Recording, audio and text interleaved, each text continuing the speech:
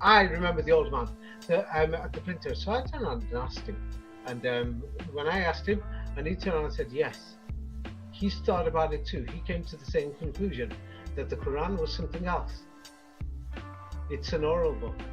Every single other book is just a scam and a lie.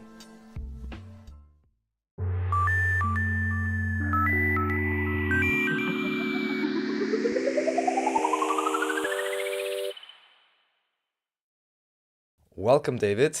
We're most happy that you're back, and I heard today we're gonna get into the printing business once again and even more in depth. We're quite excited for that. Okay, hi Raphael. I'm just going to make a great introduction. This is one of the most important things in history. It's because there's many people, of course, I just call them lazy bums or lazy dummies or idiots. Or if they're not lazy, it's just like they want to express their opinion, yes, and they want to. It's like some people will express something as if, hey, that's it, Oh, I know the truth, this, that, everything, and then they're not going to have a look at something, and then they've got no experience in something.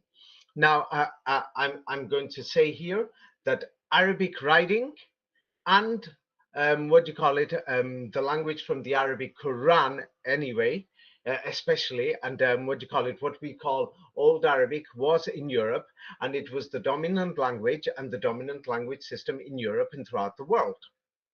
Yes, it's basically the oldest. That's what the historical evidence shows. Yes, and the thing is, if anybody wants to um, dispute it, they could do whatever. Yes, and I've not chosen it because it means Arabic or Arab or something. The Middle East didn't have this language or anything until the colonial people took it there. There's many things, some people will say, David's pointed out a few coins or something. No, I've not pointed out the millions of coins that are in Europe and not in the Middle East or other places, Arabic coins. I pointed out, hey, it's on swords, it's on buildings. Yes, in the European historical documents, we just see history of wars and crusades against these so-called Arabs or Saracens or things like this, and they're telling us, oh no, we had these wars in Europe, but no, we had to go all the way, to the Middle East and fight them over there, which just sounds like a joke. I've written about these in my books. So has Professor Anatoly Fomenko. It's not just the coins, it's not just the swords. We can see it in fashion. We can find it in what do you call it? In Arabic words that people use. And even when we have a look, when they change the letter A to the letter E, yeah, what we see is this: A, Antarctica; A, Arctic; A, Australia; A, Asia; A, Africa; A, Americas. Yes, but instead of Europa, which is Arapa, yes, it's mysteriously a letter E, but not everywhere. The many places that didn't change it to the letter E still use the letter A. Yes, believe it or not. And the thing is, what do you call it? There's just too much evidence. Like, for example, in these so-called Arabic words, yes, that they're telling us are from the Middle East and the Quran and Islam. Like, for example, somebody in Israel pointed out to me and said, hey, people will say, Inshallah, we'll do it tomorrow, hopefully, or by the hope of the grace of God. Yes, the Muslims say, Inshallah. Yes, and for example, in Anglo-Saxon English, the people will say, you don't, we say, we will do it. I am going to do it. So why do they have this old English word like, I shall do it, shallah, Hmm. inshallah. Oh Yes. yeah, And then, such an obvious one, yes. yeah. There's many words. Like, the thing is, like we have Polska, Seska, Franca. Yes, like ka means people, and then Fran, yes, that we pointed out is the French word for Firan, means Pharaoh, the French word. So it's like the Muslims will say, hey, in the Quran it says, God says do something called sadaqah. Yes, it's like some people will say it's just charity money. No, it's like help the sad people, sadaqah. Yes, then the Muslims will say the way they pray, yeah, there is the word force, or it's force that they force you to do. Then there's the word, depending on your accent, some people will say wajib or job. Yes, it's a job. You have to do it. Wajib. There's many of these Arabic words that nobody's even had a look at. Yeah.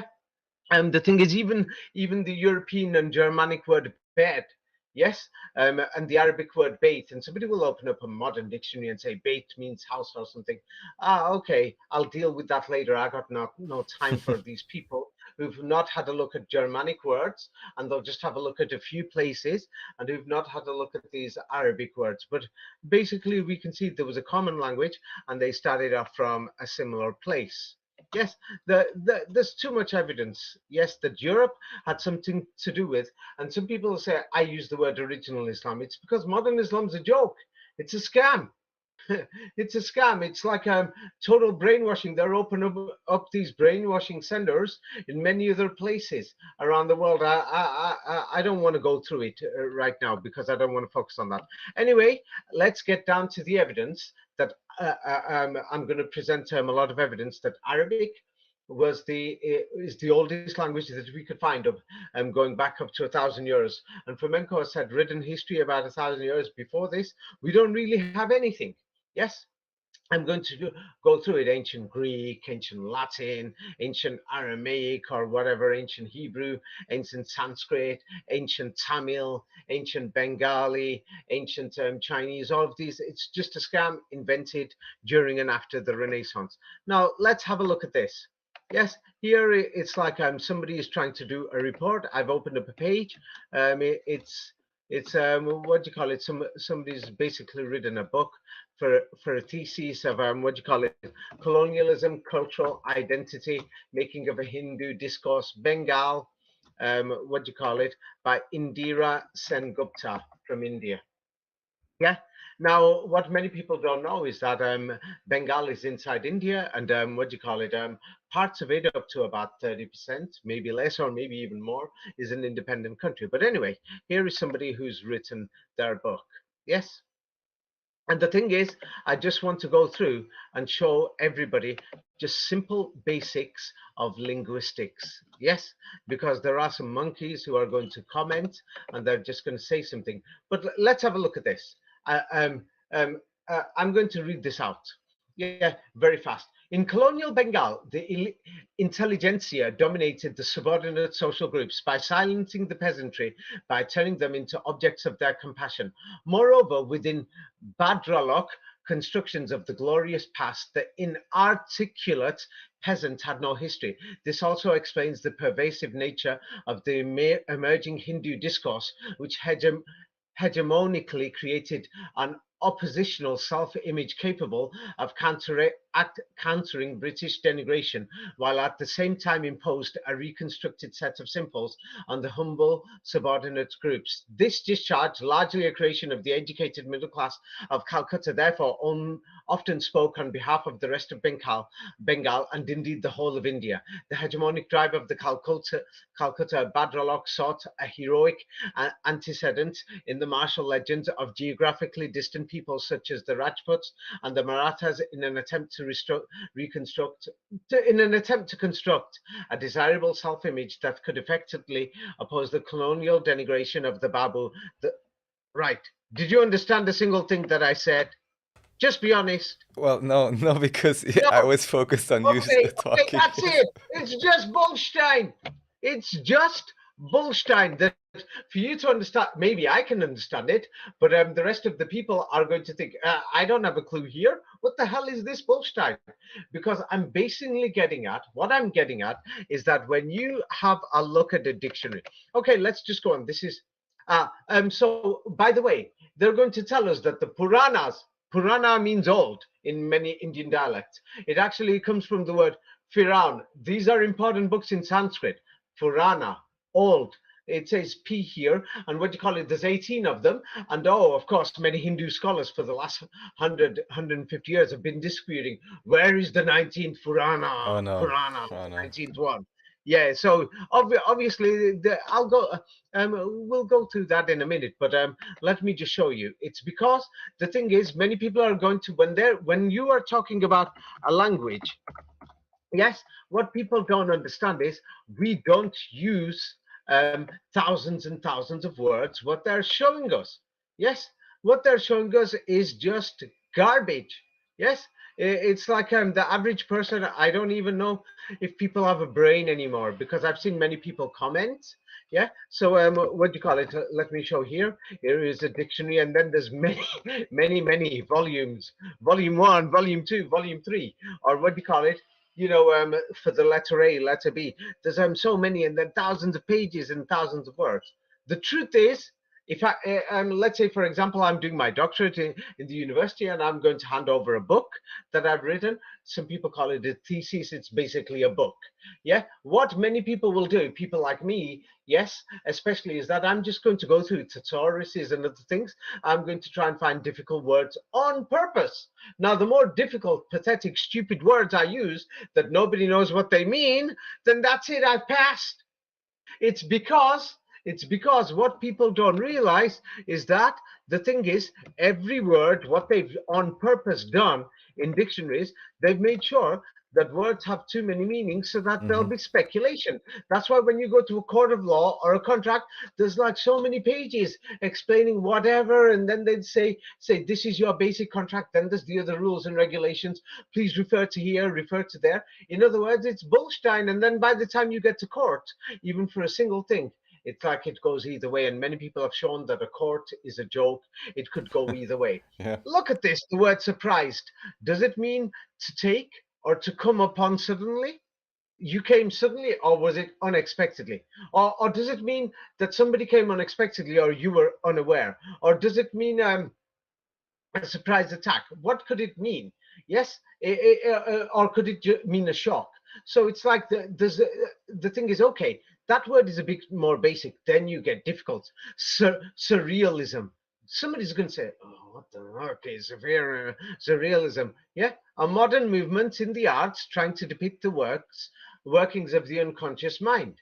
Why are you just going to? Many people, you know what? In fact, I'm going to talk a bit more of this, bullstein, so that people will generally get the message.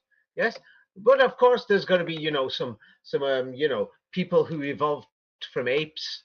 Yes, and they've not fully evolved yet. Yes, there's no proof they're fully evolved yet. Maybe they're still monkeys. Anyway, look at this historiography by actually narrating the lives of mythical figures. Basak's Nabanari, the fourth edition of which was published in 1865, fake dates, narrated the story of Sita, Savitra, Sakuntala, Damayanti, Draupadi, Lilavati, Kana, Ahalyabai, and Rani Babani. Now, by the way, if you're from that side of the world, you'll know what they are. It's like over here, it's like I'm saying, narrated the stories of, let's say, Isaac Newton, Leonardo da Vinci, narrated the lives of, what do you call it, Winston Churchill, or Jesus Christ, or St. John, or St. Marcus. Among these, the first five belong to the ages of myth, and the next two to legend, and only the last two were actual historical figures. The preface indicated that this book was, these words are a bit more easier compared to the last one. Wait, actually, yes, people are welcome to open up that document, and you are going to think, what the bullstein is this? Yes. So the thing is, oh yeah, so the 19th Purana, they can't seem to make their mind up what number. There's 18 Puranas. So let's go through this. There's 18 Puranas. Now the thing is, Arabic printing. Now this is very important. Arabic printing, mysteriously, they couldn't get it going realistically, yes, until the 20th century, because Arabic writing was like difficult or impossible. Even today, it's very difficult to print. Why? Why? Hmm. Why? Good question. Yes. Why? So printing had to become more technologically advanced. It was probably the only language. Yes, only one. The others were, they said they used the word cursive. Now, if they're going to use cursive, some people think means curse. No, it just means how you write with your hand, just natural handwritten things. So now I'm going to go through things. Look at this.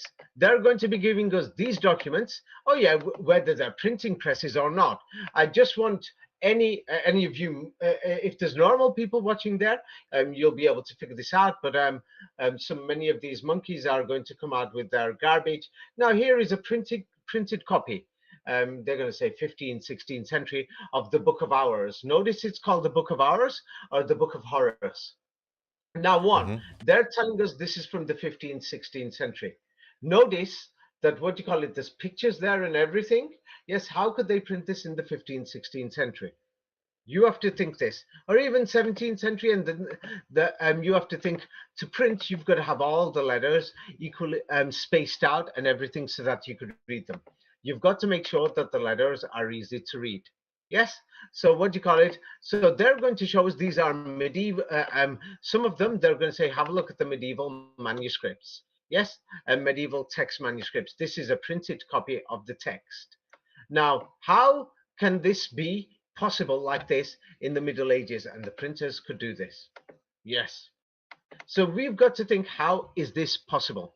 Now, when we have a look at something, now let's look at this pathetic history of what they've told us about Arabic, because they've told us a pathetic history so that we won't even think or consider it.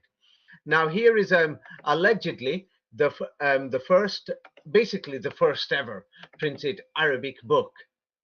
Yes, first printed Arabic book. We'll notice that the letters are spaced separately a bit. Now, a bit of joinery there because it was done basically in the 20th century. Yes, so the thing is, and it was done with Western machinery from Europe and America. So that means that people in Europe and America already knew the writing. So now if we go to Pakistan, yes, what we will find around there, Pakistan, Iran, and more near to that side of the Middle East, and they're going to tell us this is 1,428 euros. Now they're going to tell us this is an Arabic manuscript. Now, of course, this one they're going to say it's from the 19th century. Yes, Sharia law. Woof. Now, the thing is, okay, let's have a look at this manuscript. Here is a bit more zooming in and then a bit more to zoom in. Now, when you have a look at this, you'll be able to figure out English, French, everything, and you'll know which one's older, Cyrillic in Russia or Greek. Now, to print this, all the letters are separate, and except a few that are joined together. Yes, notice there is decorations there. Now, you tell me who the hell is going, if that's a manuscript, who is going to create a manuscript with pictures there? Yes, if you're just writing down history or something, yes, you won't bother to do it unless if it's for business, for printing. Now, I'll tell you, now when I do my books or if I'm writing my diary, I'm not going to create front covers, decorations and everything and many things unless if I'm planning to publish it. Yes, either to sell it or get it out there to the world.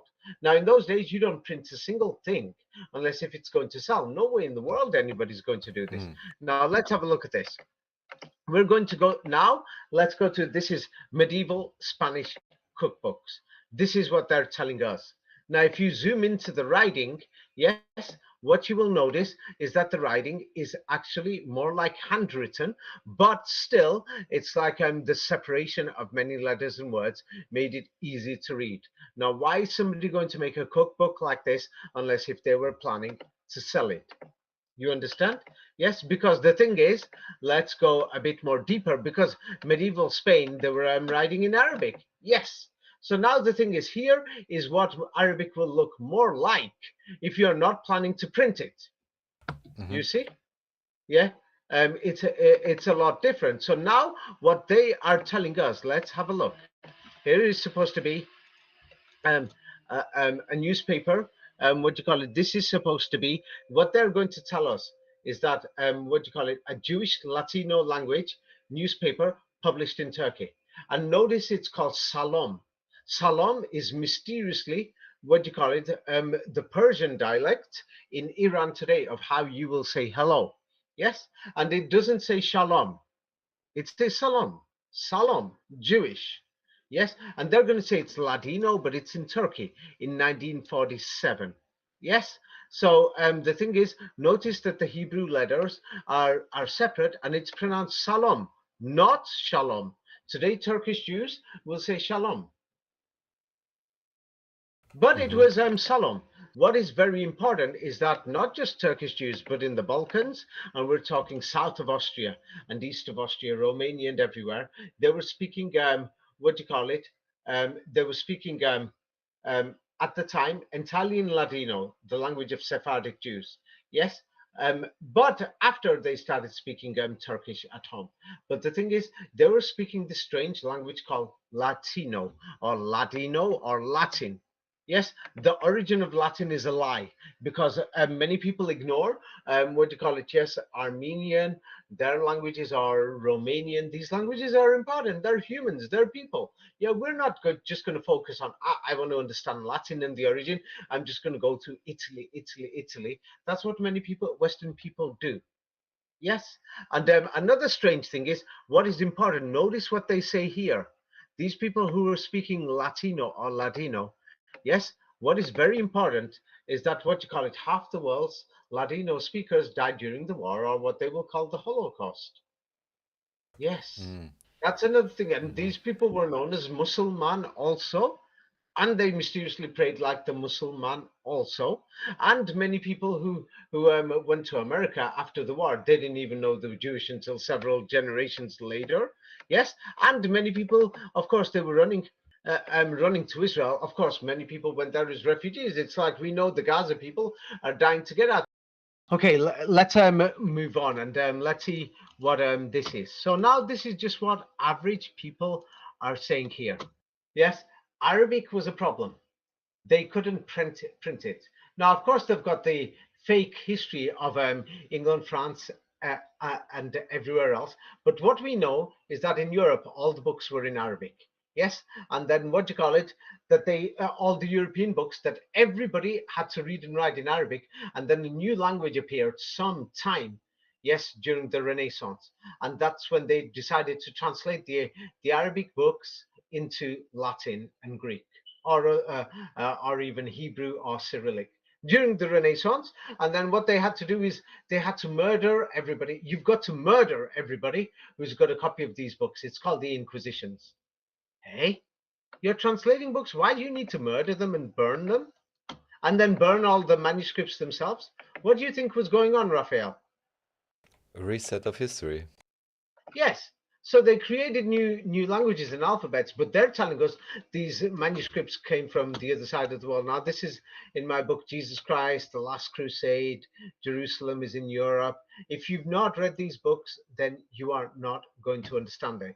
Yes, and then don't turn around and say, "Oh, David's trying to push this and that." But the thing is, what we know is that in Europe it was Arabic, and then they could. There was another problem, a big major problem. Let's go back here, and I want you to read this yourself. Yes, it's on the third line after Medici Oriental Press. The issue of printing in Arabic was no longer a technological matter, so much as it was whether there was interest in these books. Okay, so now what we've got is printing is starting. They're saying it's come out in the 15th century. Gutenberg and some others and this and that. Before that, they say there was a few like wood type of printing, and all this it just sounds like garbage, fake history. But anyway, what we've got is that all the books are in Arabic, and then the thing is now it's printing. Printing has just come and it's becoming a major thing, and they've got to translate them all into Latin. Yes, and we're going to go through this, and this is and Arabic. It was a major problem. Yes, so the problem went. All you got to do is translate them, so it's no longer a problem. So now what we've got is that they're translating all these Arabic books and then printing them. And then and then they're going to tell you many of these Arabic books. They're going to say no, no, no, no, no. They were already in Latin. Yes, and then when you say where is the original, they've vanished. They were Mhm. lost for 1,000 years. We found them, but then now we've lost them again. Or then they'll say we found it again later in the 19th century. So now what we know is that the Spanish Inquisition was in Holland, call it Spanish or whatever, Sepan, yes, Sepan, yes. What do you call it? Yes, Spain, Spania. It depends how you want to pronounce it. And it comes like mysteriously. We've got Siberia, and we've got Sabah, and then we've got Sepan, which is Saban, Shaban. Yes. Then right next door to them is the Qatars. Then next door to Siberia, we've got the Khazars. As you'll notice. that it was actually one history, but they've like put these different things everywhere with different fake names and everything. Yes, have you noticed? Indeed. Are you beginning to see? Siberia is in the east, Sabania is in the west, Sabaria Hmm. and Sabania. You see? And then you've got Khazaria and Khataria. Are you beginning to see? So now they're, what do you call it? Yes? Um, what they're doing is they're murdering Jews, whoever these Jews are. I've called them original Jews. Of course, there's going to be people who are going to say David's mentioned the original Muslims, but they won't mention the original Jews. I mentioned the original Jews who spoke Arabic and wrote in Arabic, the original Jews. So there's going to be comments, and the thing is because these, I call them, um, um, I call them, there's nothing wrong. Charles Darwin, I learnt it in school that humans evolved. I seriously question if these people have evolved or not. So therefore, they're monkeys to me. Yes. So many of these monkeys, yeah, won't mention that David mentioned in his books the original Jews. Yes. Who are these original Jews? Yes, and these original Jews and original followers of the Torah. Yes, and the original Christians. Yes, I've mentioned this. Yes, and I go through them not once but many times. The original Christians are mentioned many times in my book. So now they're getting rid of these original Jews and Muslims. Now, mysteriously in the Quran, it tells a story that what do you call it? That there was that the old religion was called Salem, or it just means peace. It was the world was. It's like if you were a follower of peace, and it tells you that people had different paths, and that from the different paths that there was followers, people who were following a document left by Jesus Christ, known as the Angel or the Injil in Arabic. The name England came from it. Then there was a group of people who followed the Sabor. Yes, that's supposed to be from King David or Solomon. It depends.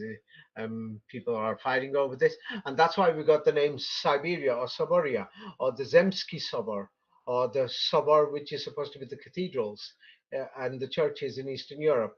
This is another long story, or Sepain, which came from Sabor, or Safar, or Savor, or Safaria, or the Sephardi Jews. Then there was the people who followed the Torah, like we've got East Turia, which is East Tur, Austria, and then we've got Vesturia, which is Switzerland today. Then we've got Toran, Torah. Then we've got Torkad, the people of the Torah. And then there is supposed to be, yes, actually, I've never said this before, but the word, Quran or Qurania, Ukrainia. Yes. And the thing is, we can find that the Quran was actually more dominant. Yes. From starting from central Germany, from Bavaria and East Germany, all the way through to Eastern Europe, and Ukraine was the middle.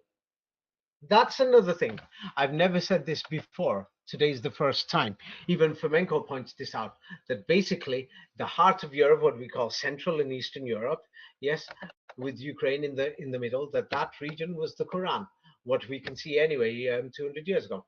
So now there was a problem that they couldn't, even in digital times, that there's a mega problem that you can't print Arabic, but you could print everything else. Hey, from the very beginning, Arabic has been a problem. It's because it's because written Arabic, not the Kufic, written Arabic, cubic, the written Arabic is just curves. You see? Right. I'm Hmm. going to explain that in a minute. Curves, that's why they call it cursive. Yeah, handwriting. Yes. And then you know what? People can't figure out the history. So all these dummies, they believe what they're told. It's good. You people deserve to be lied to. Actually, I genuinely believe that you deserve to be lied to because you will study small things, form an opinion, and then you'll go out there and fight people. Yes? What do you call it? Look at this. Oriental presses in Europe printed Arabic books according to the 1500s. That's what they've told us. That is what they're telling us, that Europe was printing Arabic books in the 1500s. Where are these Arabic books? But now, actually, and then they say it was not until the late 18th century and 19th centuries that Arabic printing started to be printed in the Ottoman Empire or in Muslim territory. The Ottoman Empire was on the borders of Ukraine and Russia at that time. Yes, but even then, and that was just in Europe. That's in Europe. We don't even find printing in the Middle East basically until the 20th century. It turns up in Lebanon and other places. So now let's go through it. What is the reason? They're telling us, they're saying the Muslims banned it. That's what they're going to tell us. You see? Did they really ban it so that Europe printed Arabic books in the 15th century, or are they telling lies? Now let's have a look. So now what we can see is what you call it, yes? The products of these presses were far few and in between, yes? And what you call it, yes? You could read the next sentence. Setting Arabic type with its numerous ligatures, vocalization marks, and at least Stop, four stop, glyphs. stop. Ligatures and all this basically means, it's curvy, it's round, and all Right. this kind of thing. Yes? And at least four glyphs per letter form. Okay, that's because they were round and cursive and other things, people's handwriting. Yes, so it's like you had to do many different things. And so the problem was, after the comma, It involved a laborious composing and setting process, one that became even more difficult when type was deficient or needed to be replaced. okay, so basically every handwriting is different. Every single Arabic is different. Yes, and what does the next sentence say? Add to that the fact that press laborers were not usually skilled in this technology. Yes, Many press employees came from scribal backgrounds, yeah, read it all, read it and all. press Fast. workers usually learned on the job and trained their subordinates accordingly. This meant Yes, that the business of Arabic printing was time-consuming and hardly ever cost-effective. yes, Uh, that's it. Okay, I'm going to say that in simple English. It's just anybody's handwriting. Your handwriting, mine, every single Arabic was different. And Araba was Europa. So every single person who wrote was different. It's because it's just round and whatever. Yes. And so the thing is, what they're saying, laborious composing. Yeah. Look at this Bullstein words they're using. What it just means is in the factory, yes, it was difficult. It's like you got to work so hard. It's because every single letter needed to be replaced and changed. And you didn't even have skilled workers. Skilled workers means somebody who could read and write from scribal backgrounds. It means, do you know anybody who could read and write? Today, yeah, we go to school, but nobody is imagining that. So the truth is, that's why they couldn't do this. Yes. So the thing is, because of the round things, I'm going to go through that in a minute. So you could find many books on this. Everybody knows. Set up your own printing business. By the way, I learned this, 20, 30 years ago. It's because, my family, we do business with many other Jewish people. It's just normal. And when I was young, my family did a lot of business with these Jewish printers. Well, they said they were Jewish. They came from Eastern Europe and they settled. And what do you call it? Normally, in the business community, we keep things within our circle. So the thing is, one day, my dad was doing something like preparing something, the artwork for something to be printed, and I was only 9 or 10 years old, and I had to sit there and what do you call it? One of the old founders was there. He doesn't work, but he just sits there. It's like he's got nothing to do all day at home. So because he was old, he used to be there. And he was just talking away to me. And what he told me about printing totally destroyed everything. And after that, it took me a few more years, maybe up to 5 or 10 years. And then I realized, damn, Arabic is the oldest writing in the world. What he told me about the printing business, because he was doing printing at that time when he told me, I think it was the 1980s or 90s, 80s, and then what do you call it? He was already about 75 or God knows 80. Yeah. So the thing is, he was telling me that the printing was in the family, and they came to England way before the war. So the thing is, I'm thinking that they've been doing printing at least since the 1940s or 50s. Yeah, at least since the 1940s. Oh, God knows. But anyway, what he told me actually made me realize it. So anyway, you could read this. This meant the new page. Yes. This meant that the business of Arabic printing was time-consuming and hardly ever cost-effective. Yeah, Although the print quality of some of these works was not necessarily substandard compared to Western products. Hmm. yeah. Yeah. That thing, it just goes on. Anyway, what do you call it? Go to the where it says after this book. This would eventually Yes, this would eventually improve in the late 19th century. late. Hmm. Yes, late. Yes. So that Oh, means yes. 1880 Yes. with the introduction of technologies like chromolithography. Yes, even so, even then, what does it say? Printers at earlier presses found innovative ways around the latter past technology's limitations, particularly when it came to ornamental features and Yes, decorative pictures devices. and drawings. So the thing is, it was the writing that was the problem. So you can't print Arabic. So if Arabic was the oldest writing, they had to replace it because you can't use it for printing. You see. Do you see what is the problem? But the script was already changed, no?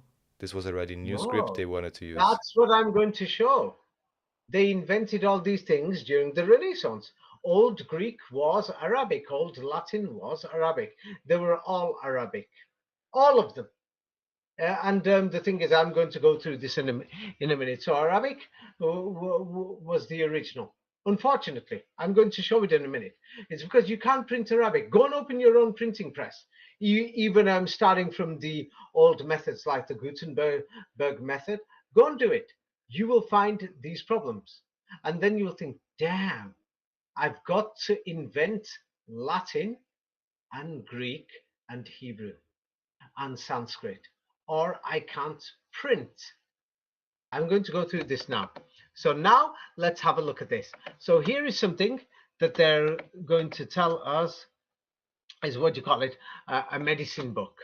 Yes, and they're saying the Arabs were into medicine. Now the thing is, this is like a picture and the writing is bigger, so you could just get the template and then print it. That's a picture. Yes, but it's got a few words. So now if you want to print this Arabic here, even with the round shapes, this would have been difficult or basically impossible 500 years ago. It would have been impossible is because one letter imposes upon another and there's no like clear spacing. Yes, and the diagonals and all these things, so you can't do it. Yes. For example, I'm just going to make it bigger because this is Kitab al-Hadi al-Muhammadi al-Muhammadi fi Tib al-Nabawi, a treatise on prophetic medicine. I just thought I'd read it out because there's going to be some Muslims coming here and they're just going to talk garbage. Some of them, not all. But anyway, as you can see, there's diagonal things and everything, and it goes below the line, above the line, and everything, and many of the things. It's a nightmare to print that. You see? Yes? Hmm. Yeah, but the thing is, so we can see, and then there's the artistic thing. So this, it was difficult until the machines were ready in the late 19th century, and it wasn't. Basically, it didn't get into anything until the 20th century. Now, what I've just sent you, now I'm going to show some other works, and I'm going to show something that many people don't examine these things. So I sent you one manuscript. Here is another one. And what is this one? You could read this. Read it. What is this manuscript? This is introduction or first chapter from George B. Whiting, Kitab fi Alimtina an Shurb al-Muskirat, a book on temperance, from When we, Beirut American Mission Press. Oh, that's a nice one. 1838. Hmm. wait Courtesy a of minute. the Houghton Library, Harvard University. Okay, wait. So now they're telling us, yes, they've started printing basic Arabic. Yes, the thing is in the 19th century. It's printed in Lebanon. The machine came from Europe. And the thing is, they're telling us this is supposed to be a kitab or something. And it's written by who? George The B. introduction Whiting. anyway, George B. Whiting. And so now let's have a look at this thing. So many people, it's because I've turned around and said, I'm going to show you, even in Europe and the United States, people were still writing Arabic in the 19th century, 1880s, 1890s. You're going to say, what? Yes, I'm being serious. Even in the 20th century, in Texas, they were writing in Arabic. In France, in New York, they were writing in Arabic in 1910, in the 1920s. I'm going to prove it. Okay. Yes. So now here, so I've sent you this. So you could see this thing. So they're printing it, and what do you call it? Yes, Beirut American Mission Press printed this. So now the thing is, when you look for the original to this, let's have a look at this. Yeah, why is the original in Harvard University? Because it came from there. Why is it in the United States? Because Arabic was in Europe and America before the Middle East, and the local people couldn't read or write it. Do you see? Hmm. You see, it's because the originals were written in Europe and America. That was the writing and the handwriting of people in Europe and America. So now let's examine this. Yes, one such print shop, read it yourself. One such print shop was the Beirut-based American Mission Press AMP of the Boston-based American Board of Commissioners for Foreign Missions. Yeah, it's very well. ABCFM Mission to Syria. Brainwash people. Nice Syria. abbreviation, yes.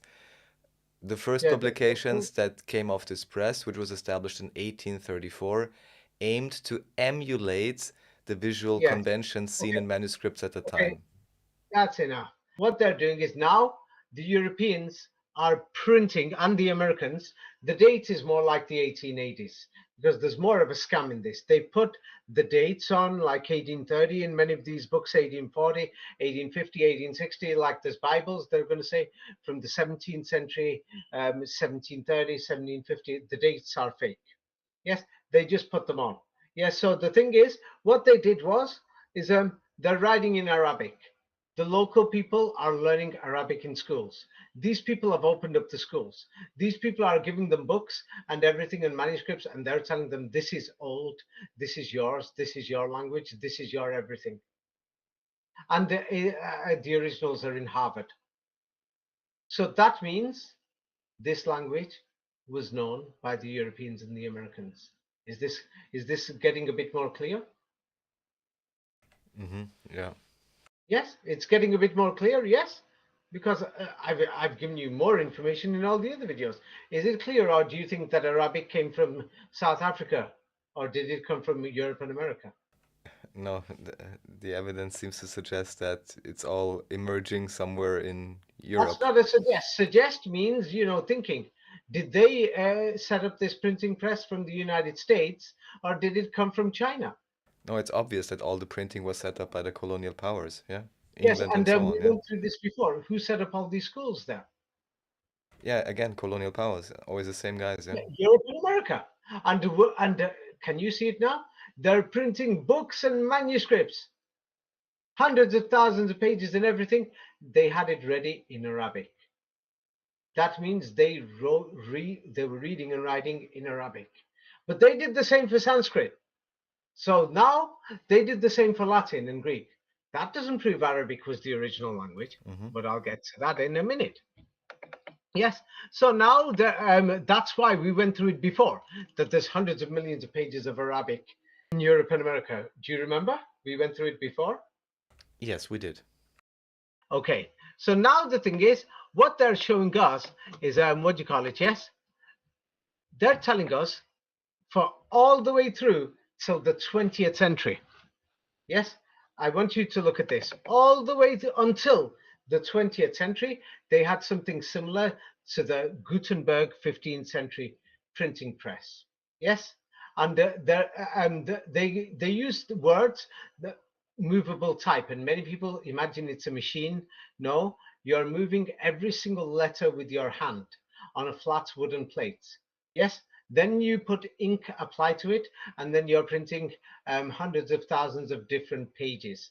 Then you got to wait for every single piece of paper to dry. Yes, this was printing until after 1880, they printed the new machines. Until 1880. Yes. So after that, they printed the they invented the new machines, but the new machines, you still got to manufacture thousands of them to send them all over the world, to Shanghai, to Tianjin, to Beijing, to Hong Kong, to Singapore, to Kuala Lumpur, to Jakarta, to Sydney, everywhere. Or before then, the history of printing, what they're telling us, shows us evidence that they're lying about the dates of all these books. They're lying about all these newspapers and all the books from the 19th century, 18th century, 17th century. So even if I gave other evidence before, I've already given enough. I showed that the dates are fake, that the printers were lying, fake printing addresses. We can't even find the address of these printers because they printed them in the 1920s and 30s, and they just put it on, 18th century, 17th Hmm. century, and the printing address doesn't match. That we can't find anything. They've just invented the history. So now, when you examine how this printing was done, that's when you will see that there is something totally, totally wrong. Now, and the thing is, for just to do the printing, do you know what they had to do, Raphael? Reset the types all the time, or what do you mean? Right, that was all the time. But first of all, if you are going to print anything in English, in French, yes, in Swedish, in Danish, in Dutch, in Spanish, in Italian, in Greek. If you are going to print anything in any of these European languages, English, French, German, Italian, at that time, do you know what you had to do? Just look at that man on that picture. He's having to read and write and everything. You know what? Nobody could read and write in them days. And they're telling us that they printed millions of books and they did billions or trillions of pages of printing. Oh, all these centuries. You know what? They had to read trillions of pages backwards in Arabic. Did you know this? No. We're going to go through that in a minute. They had to read everything backwards because of the way the machines are laid out. They're showing us these are the machines and the way they're doing every single page. And now everybody imagines it's like a modern factory. It's done so quickly. And then they pass the paper, then the next paper. Liars. They had to read every page, but to print, you had to start off backwards. That Yeah. means they were from for English. For us, what's backwards? That means Arabic. Now, when you reverse Arabic, it forms Latin and all these characters. Or change the shapes a little, rotate them. Greek, what is Cyrillic today, or Latin, which is French today, or something. That's the beginning. That means everybody who's reading and writing, they're telling us in the 15th century, Gutenberg's time, there was 1,000 printing presses. So that means there must have been, what do you call it? Let's say there's, 50 workers or something, and they're saying they printed millions of pages or whatever. Yeah, they had to read every single page. You had to put every single letter. Let me just show So you now. this would mean that when they reset the history and the books, they got rid of all They the burnt old, everything, yes, yes, they and got then rid of all the old Kufic Arabic. They invented the new script and then just used variations of that to yes. create 100 different scripts and Right. languages for the Now new I'm world. just going to go Hmm. through basic, but we'll go through this more in a minute. Now, to show an example of the basic, yeah, because there is going to be monkeys and everything there. I will show them soon that some people will say, hey, I found a Latin manuscript here with the writing joined together. Hey, I found a Hebrew manuscript here with the writing joined together. Oh, but Hebrew's backwards, like Arabic. So maybe they were writing in Hebrew. No, I haven't finished yet. Yes, and the thing is, there's so much more to investigate. By the time you investigate everything, you'll think, my brain is working. I'm sorry that like a dog, I jumped to conclusions. Yes, and I started commenting and inventing things. No, no, no, sorry. I shouldn't say dog. I should say like a monkey because I've not evolved yet because, of the theory of evolution. Yes. So the thing is, I'm going to say this because, many people don't deserve knowledge. I've noticed this. They actually don't. Because what are you going to do with knowledge if you're not helping anybody or anything? Now, I want you to imagine this. Every page, they're picking up all these characters and they have to pick them up, and they've got to put them down. Like it doesn't matter if it's Chinese or English or French or Cyrillic or Arabic, and every letter has to be separate. And for every page, you've got to put it backwards. It doesn't matter if it's in capitals or smalls, you've got to do it backwards. And printing, I'm not talking about 19th century printing that they printed afterwards.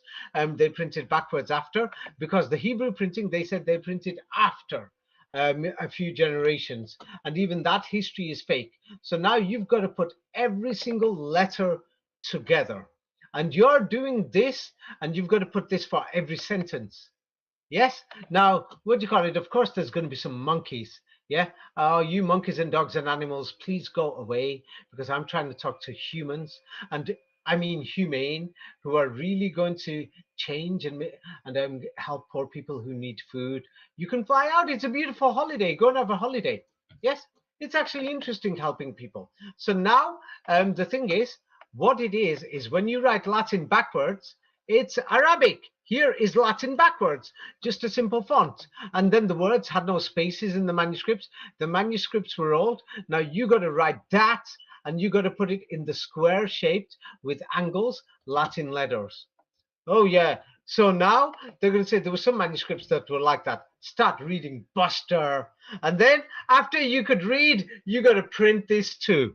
And then they're telling us that people didn't have proper languages. So every single manuscript in Latin or Greek or Hebrew or whatever, yeah, because the Bible, they're saying we already had the Latin Vulgate. They're going to tell you, which is another scam. They managed to read all of this backwards. Then they're saying that they wrote Latin forwards. So now you've got to put everything backwards on there so that you could print it. Oh yeah. And then you're reading the manuscripts. Start fargin reading. Yeah. Roman Moroni from Johnny Dangerously. Start fargin reading the Bullstein manuscripts with half the words missing and the pages missing, and you got it correct. And you're trying to tell me? So that's why I realized, and it wasn't just me. It's what do you call it? Well, after about 5 or 7 or 8 years, I went back to that man. He's a printer. By that time, he didn't come to the printers anymore. His son didn't bring him. He was even older. I went back. By the time I realized it was Arabic, and the thing is, I turned and said it couldn't have been Hebrew. I said it must have been Arabic. And you know what? He even said, yes, we know. That's when I thought, shit. Oh, the printing press in them days. We'll go through this in a minute. But Daddy controlled it. Your dad. Oh, he's not your dad. He was called, what do you call it? The Lord God the Pope. God controlled printing. So God decided, I mean, the Lord God the Pope, your God, Daddy. Yes. No, it's not your God, Raphael. For you, it's Dad. Yes, we're brothers. We're not like these peasants who are listening. You know what I mean? Yes. If they want to stop being a peasant, yeah, and if they're going to say I look down on them, I'll tell you. For me, I'm somebody. I only like poor people, good people, and I only like people who are going to give lots of money in charity, and their aim and objective is to work and spend time to help to build a better world. I want you to tell me, are you trying to tell me that they printed millions of books, different books, look at them all, and they're written in Latin and Greek, yes, and they wrote them all, and they wrote the books, they could read everything backwards. Is that what you're telling me? Bullstein, mate. You know that the original was written in the Arabic direction, and then they reversed it, because when you're printing, you have to reverse it. It was done backwards. Am I correct or am I wrong? Yeah, it is a mirroring, yeah. Let's not use difficult words that somebody's going to imagine in the Yes, mirror. yes, Am I it's right or am I backwards. wrong? It is backwards, but I don't understand because they could also not just do it double and then, or why No, not? no, no. Wait, how are you going to do it? Just go to Ethiopia, mate. or go to some place over there. We're talking about the 15th century here. Raphael, sometimes I think what do you call it? I should charge you to even listen to your own interview. No, I'm Oh, joking. definitely. No, Wait, the I thing is, mean no, seriously. no, but the parallel question is also with the joining together. Why not at least create one very elaborate manuscript which really is handwritten and then make copies from that, so at least I can say, oh, I have a real But wait, original. if you're going to write, wait, that's what they did. First, everybody wrote in the Arabic direction. I'll tell you why. Everybody knows that your left hand, if you use it too much, strains your heart. They say this, yes or no?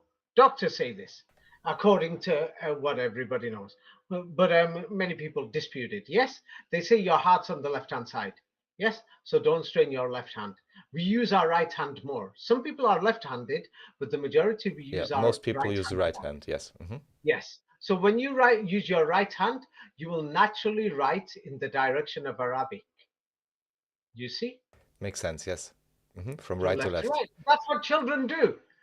This is a known fact. Go and study psychology of children. I'm not going to open up these websites. People can study their own children. Not all children, but the majority.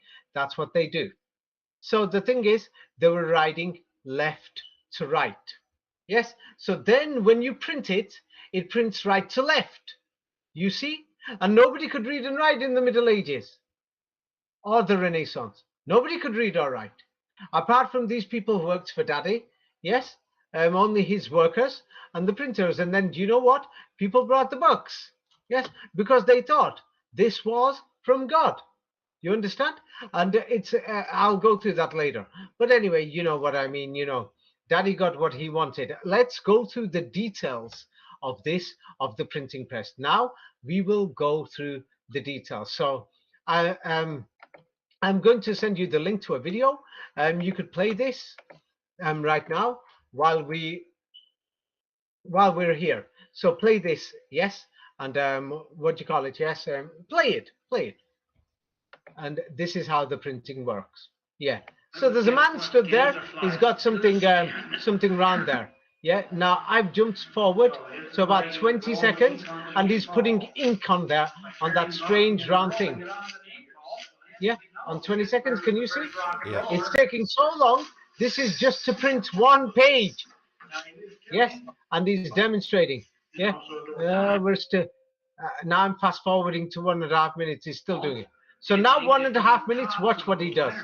He's got the ink for one page. Watch what he does.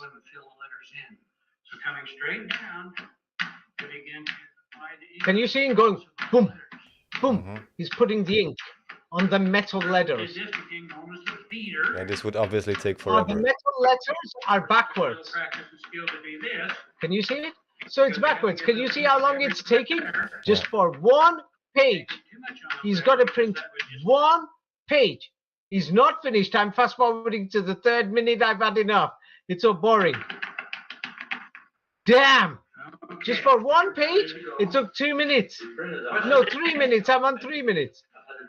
Yeah. So now you could see I'm now on the 3rd minute and 20 seconds. Yeah, go to 3rd minute, 20 seconds. And he's got hold of a piece of paper. Watch what he's doing. Can you see it? Are you on the 3rd minute? Yeah. Yes? Okay, so now he's getting the paper together, and what do you call it? He's got to put the paper in position. Paper was not like today. You didn't. It was expensive. You can't make a mistake. You understand? Yes. It's not like a job today. It's like whatever. So now fast forward to the 4th minute. Yeah. Fast forward to the 4th minute. Look at what he does with the paper. There's a problem. You got to put the paper, everything, hold the paper in position, everything.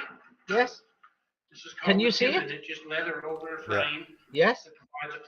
Yeah. And then he's got to put the paper flat. There's got to be no mistakes. Oh yeah, because it's taken another minute. Now I'm fast forwarding to the 5th minute. I'm doing it faster. Yes. So the thing is, you can't have no mistakes. And watch what he does. He puts the paper on top of that place, and then they need to use a massive wooden or metal or wooden block. Can you see it? Compresses the paper against the ink Yeah. and time. Yeah, and can you see he's twisting a wooden thing?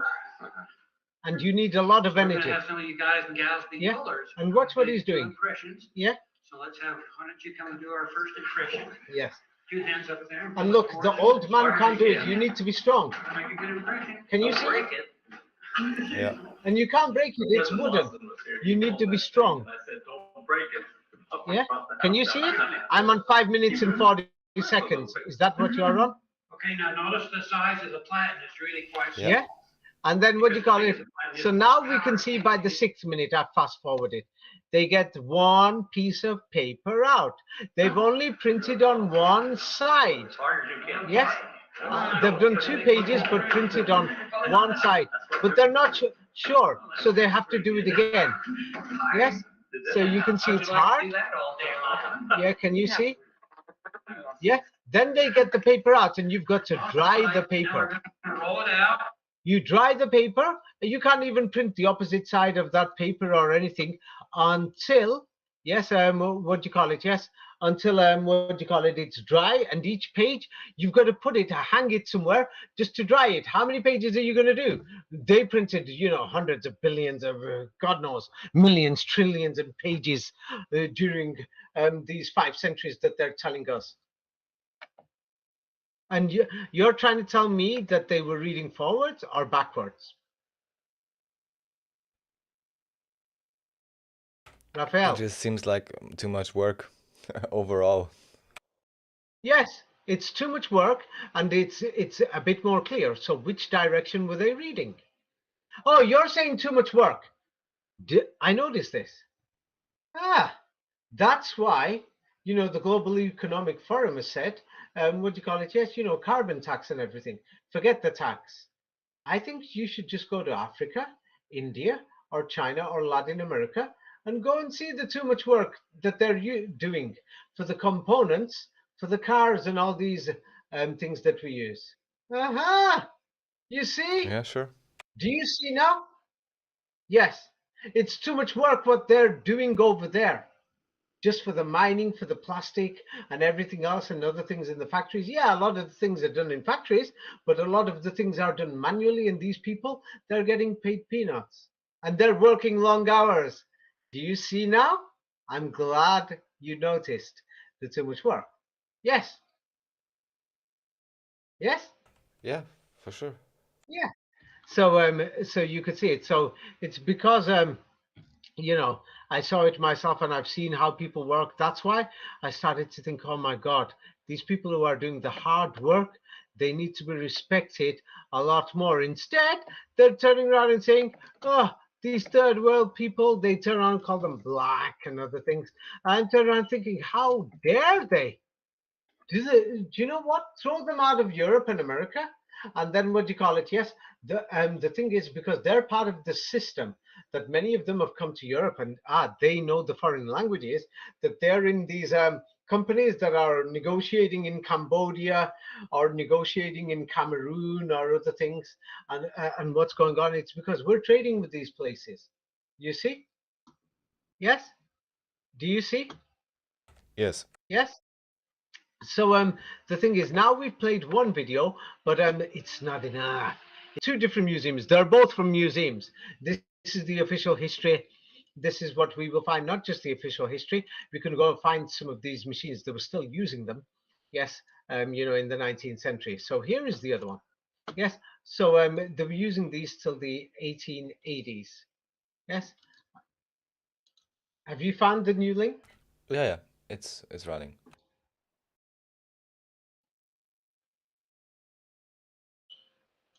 It's running. Okay, so now I will go to this new link, and let's have a look. Yeah, do you see the man standing there? He's got pages there waiting to dry. Can you see it? Can you see it?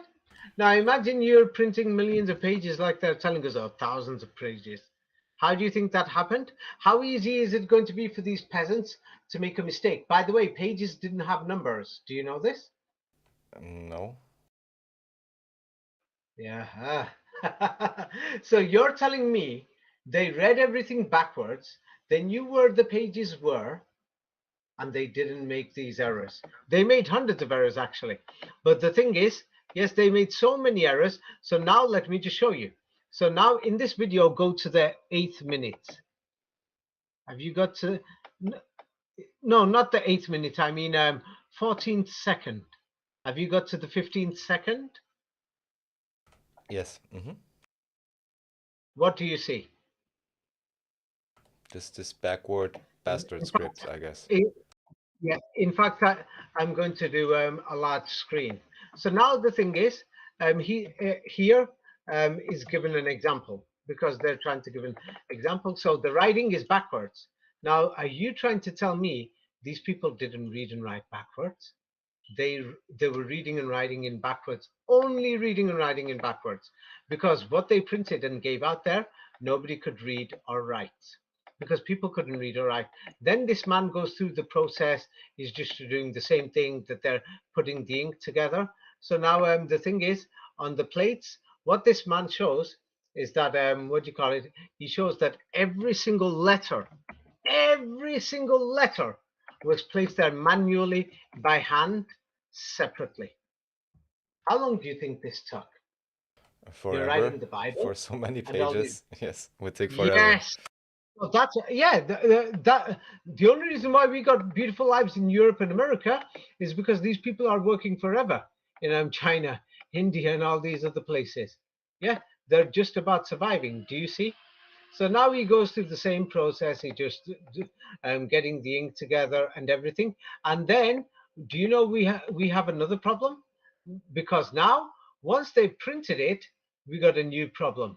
So now you could go to 2 minutes and I think it's about 2 minutes 32. So now he's printed it. So first, you've printed it. Yes, you've got to be able to read backwards. You're putting every letter. So now, by the time you've printed it, it's now forwards, how we read and write, what we call modern languages in Europe and America. You see? So now the thing is, and when we look at the earlier printing that they say in the first 100 years, what we find is there's thousands of spelling mistakes, and we find there's extra paragraphs, duplicate paragraphs, and that's what we've got in the Bible. Even duplicate chapters, you see? And then, what do you call it? The evidence shows that Hebrew was printed decades later, or 1 or 2 generations later.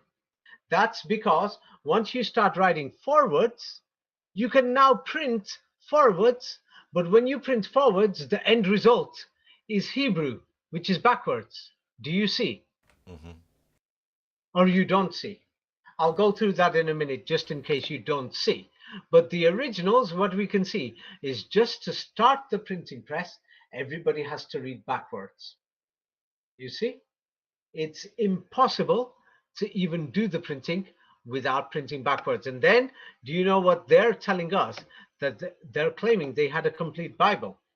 You're trying to tell me there's no page numbers, there's no proper chapters. I'll go through that in a minute. Or verse numbering until the 15th century. The chapters, they claim, was made in Paris University. Do you know why they call them printing presses? It's because it's called Pharisees. Yes, and it's named after Paris and Faris and Firaun and Pharisees. You see?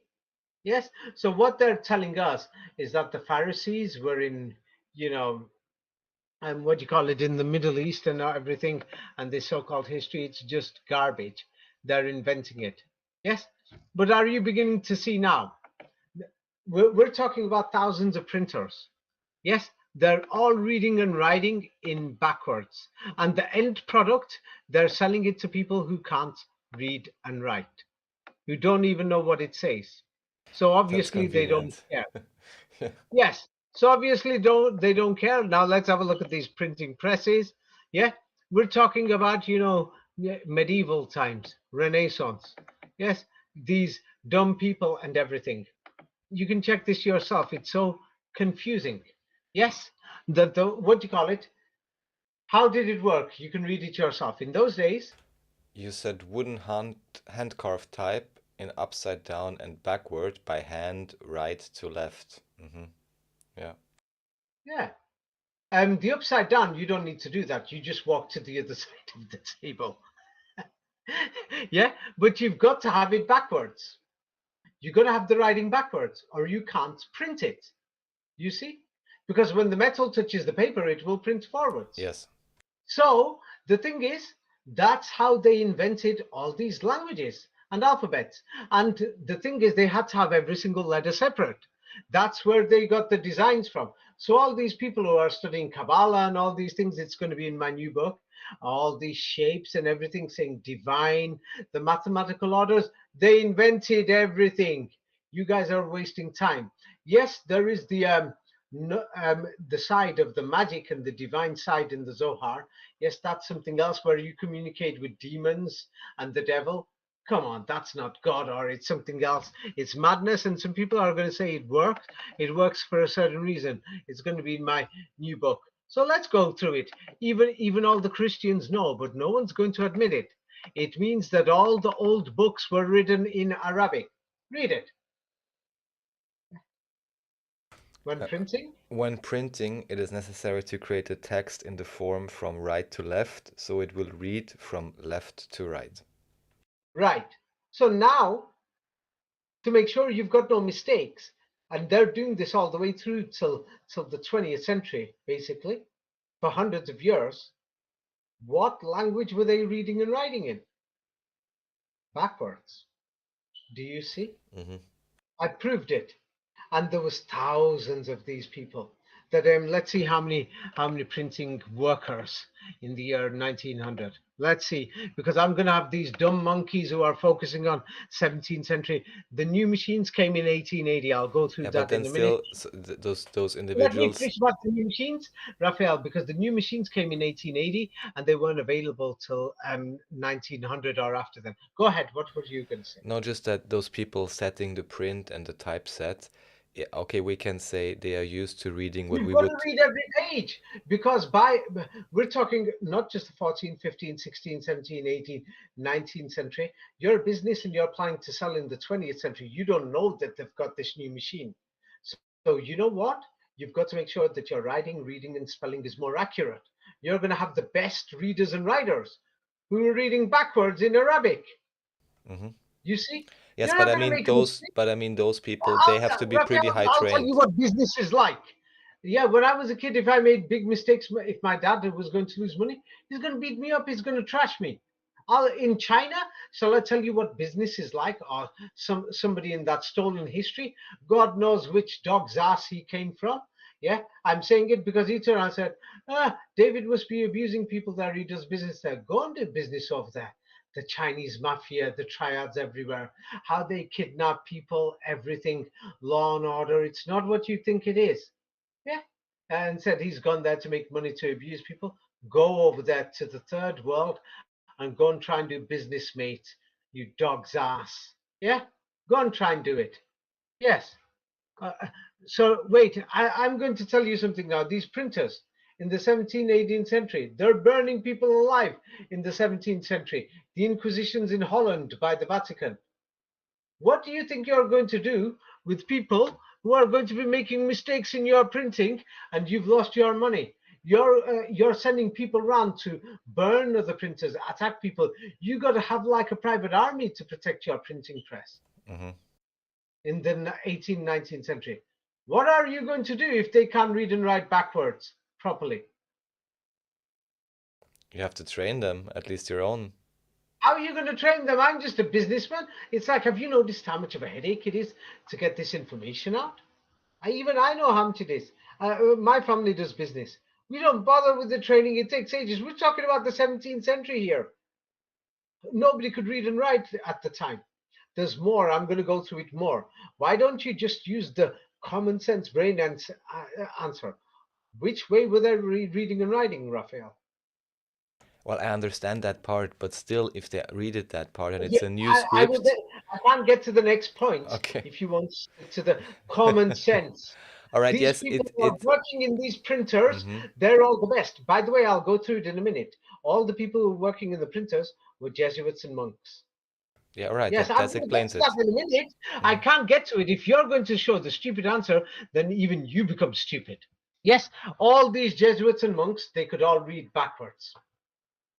That was the language, that was the way that they were all reading and writing in. I'm going to get through that in a minute. I'm going to pull out the evidence. Don't worry. You won't be embarrassed for thinking and using a brain. Don't worry about these viewers. Yes, some of them who are like mentally, insane. God knows what they're smoking, if they are smoking. Yes, just use your common sense and brain. You, you, Yes, you're so putting all the out. from the evidence you've shown, yes, it makes sense that they would have read from right to left. I just wanted to point out that they could not be unskilled and still wouldn't have to understand at least something about what they're doing to make it Something. correct. Come on. I'm telling you, if that was my princess in them days, okay, because I'm a bit more nice, I'm not going to burn him, but we'll beat him up, tie him up, and throw him in that dungeon at the bottom of the castle. What the hell? I've just lost so much money in the next printers. I can't even keep this going. And the local principality, the other person's printing some of his other crap. He's just said he's just found the Book of Kings, some of the chapters. I've got to get these new pamphlets out. Do you know how much of a nightmare it is? Yeah. And then I can't pay the person who's going to supply the paper. He's just come with the knights and his guards. Yes. And he's come with dad's army, papas. Yeah. And they're going to execute me. What do you think I'm going to do, Raphael? How can I risk somebody who can't read and write? And it's got to be backwards. It means they were reading and writing backwards. You see? Yes, yes, I Yes. just want to add to it that they were not only doing that, but they also had to have an understanding Can of I the tell new you what they're language. going to do in China right now? If you don't pay the banks and your companies, they're going to throw you in a prison cell. You're getting beat up and tortured. Not just in China, in India, other places. This is no joke. You can't F around. I'm being serious to you. I'm being serious to you. Business is business. Yes? Even today, people are going to beat you up if you don't pay the money back. Even you know this. Yes, you've got to call the police, security. I'm going to go through the main details in a minute. But the thing is, yes, it was necessary. Yes, you could read that last page that I sent. You could read it again. Not they could or would or should. It was necessary Yes, that you when had to printing, read it is left necessary to right. to create a You've text got in the to put form every from left, single letter right to to left. spell the words. Then you've got to read everything before printing. You see? That's when you check it. You don't check it after you've done it because paper isn't around, ink isn't around. You can't waste time. You understand? You've got to read it before it happens. That's when they read. So now I'm going to show examples. So of course they play games. Aramaic, Syrian, Arabic. I'm going to explain these things a bit more because the thing is, so now we could see Aramaic, Syriac, or whatever. So they're going to call that Syriac. What you notice with the Syriac is that it's got more angles, easier for the printing press. But they're going to say it's older. It's not. It's a lie. The handwriting, people's natural handwriting, was the original handwriting. That's called Arabic or Arabian or European. You see now, it was the language of the masters, the educated teachers, called the Arabi or the rabbis. You see, that was the Mhm. original. After that, they invented every other language, every other alphabet, every other whatever, every other design all over the world. They invented them. We're going to go through all these things in a minute. Yeah. So the natural thing was the first. Yes. And what do you call it? But and today they're going to turn around and say the main writing that goes from right to left is Arabic, and then there's Hebrew. Now Hebrew, I'm going to go through these things in a minute. Now the thing is, many people, it's like it's known. So many manuscripts, they burnt everything. Inquisition, 16th century. Yes, and what do you call it? Yes, people wrote down. Da Vinci wrote backwards. Leonardo da Vinci, people saw him write backwards. Now here they'll say he painted left-handed, but also with his right hand also, but not just Da Vinci. Now the thing is, many of these things, it's suspicious. Somebody's going to say, but he painted with his left hand, so maybe he wrote with his left hand. Guess what? Actually, all of them wrote with their left hand, because you've got to write, not left hand, I mean left to right, or right to left. No, backwards, I mean. You got to write backwards if you're going to print forwards. That's natural, it's business. It's normal to understand this. It's just normal. It's necessary. You've got to. No way am I going to bring somebody in my printer's company if he's reading how modern English is. You see? How can I do that? Yes. Makes sense. Yes. And the person who's supplying the ink, he's going to send the guards around, and they're going to come on their horses, and they're going to chop my head off. They're going to burn me on the stake. Or Raphael, if you can't read backwards, I'll have to get them to burn you too. Do you think this is a joke? No, it's a big business, obviously. Yeah. Yes. So the thing is now, then, so what do you call it? Yes, you're not reading and writing anything, so you're not reading the end product, so you don't care. I'm going to go through it in a minute. It's shocking that the majority of people who brought these things couldn't read and write. That you'll turn around and think, what do you call it? What's going on? So now there's many people who've used a brain. Yeah, I'm glad there's some people who've got a brain. Yeah, God bless these people. Ugh. So these people that they've managed to figure it out, many researchers, and what do they say? Read it. It is said that right-to-left scripts can be indicative of how ancient the language is because of the medium of writing that was used to carve these languages in stone. Why in stone? Yes. Okay, in other words, Right. the likelihood that a language is written from right to left is greater if the language came to existence before paper was invented. All right. So printing paper, they mean. Yes, the thing is, so many people, it's not just me. So if you're going to comment after watching a video and something, it just shows how dumb you are. Go and visit some of these printing museums, printing presses, go through different handwritings, everything. Go through it properly. Yes, and then you'll know you've been lied to. And that means every single book, every single manuscript, every single thing is a lie. And that's why it's nothing to do with religion. After I came to this conclusion, that I remember the printer was an old man, I then confronted him and I said, I confronted him and I said, Talmuds, Midrashes, Mishnahs, everything, all these things, they all must have appeared, yes, after that. After people learned to read these manuscripts, then the new generation wrote in the opposite direction. That's when you could print Hebrew. And he said, yes. Now, when I said that, and then I said, do you know something? That means that we've got no history at all.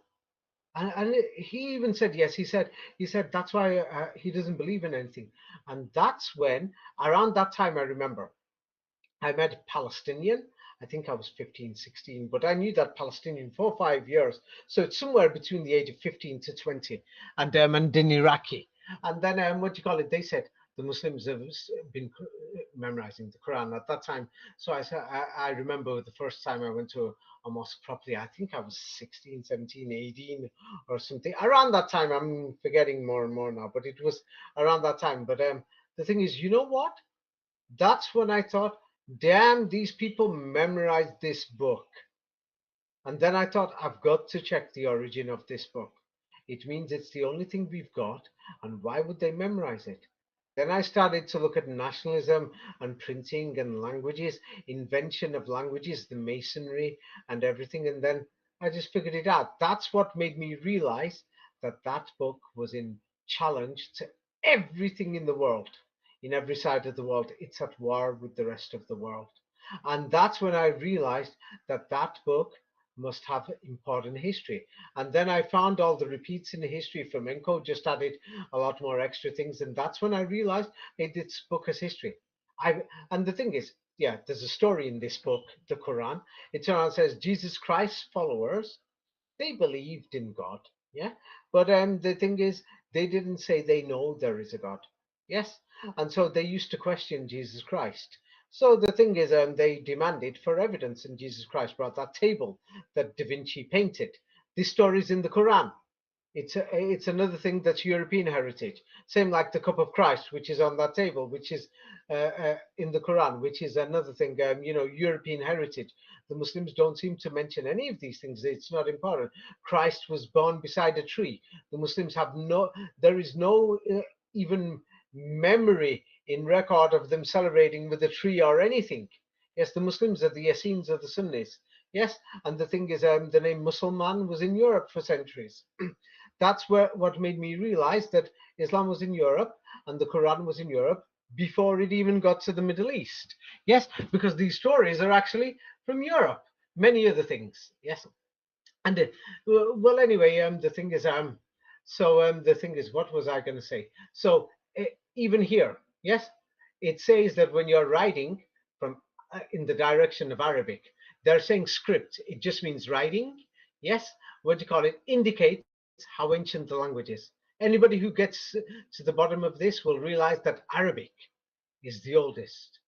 It's the most natural one. You see? Yes, and it's actually found in most of the writings that are in stone and everything. It's backwards and it looks like Arabic. Yes. The oldest ones now, they've made many forgeries. Like, imagine in Stonehenge, they'll say there was writing there tomorrow. We already know it's a fake. New discoveries, things like this. But the vast majority of the writings that we find in Eurasia is backwards. It looks like Arabic too. Yes. And what do you call it? Yes. And they say paper was invented in Mongolia, this, that, or the Chinese. Yeah, that's another fake, whatever. Because you've got to put all these characters together. Chinese printing, they're telling us there's 10,000 characters, 20,000. You've got to change every single one. It's a scam and a lie. Yes. So now, as you can see, what we call it, yes. Now, the thing is, many of these researchers, and even in history, look at this. This is official history. You can read this. The reason for Latin and Greek being read left to right is not particularly well known, but an important theory is that the medium of writing strongly influenced the direction of the text. This is why left to right is the predominant writing paradigm for Western languages. Yeah. So now they don't know. It means we don't even know. But wait, I'm going to go to this now. I'm going to ask you something. Did you know or didn't you know? Did you know that Latin was written backwards like Arabic before? It did look like Arabic. And Greek was written backwards before. No, I never Yeah, heard of this. same like Arabic.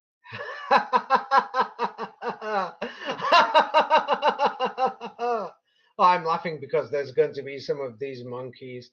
But the thing is, I hope that this is going to wake people up, that you become a better person.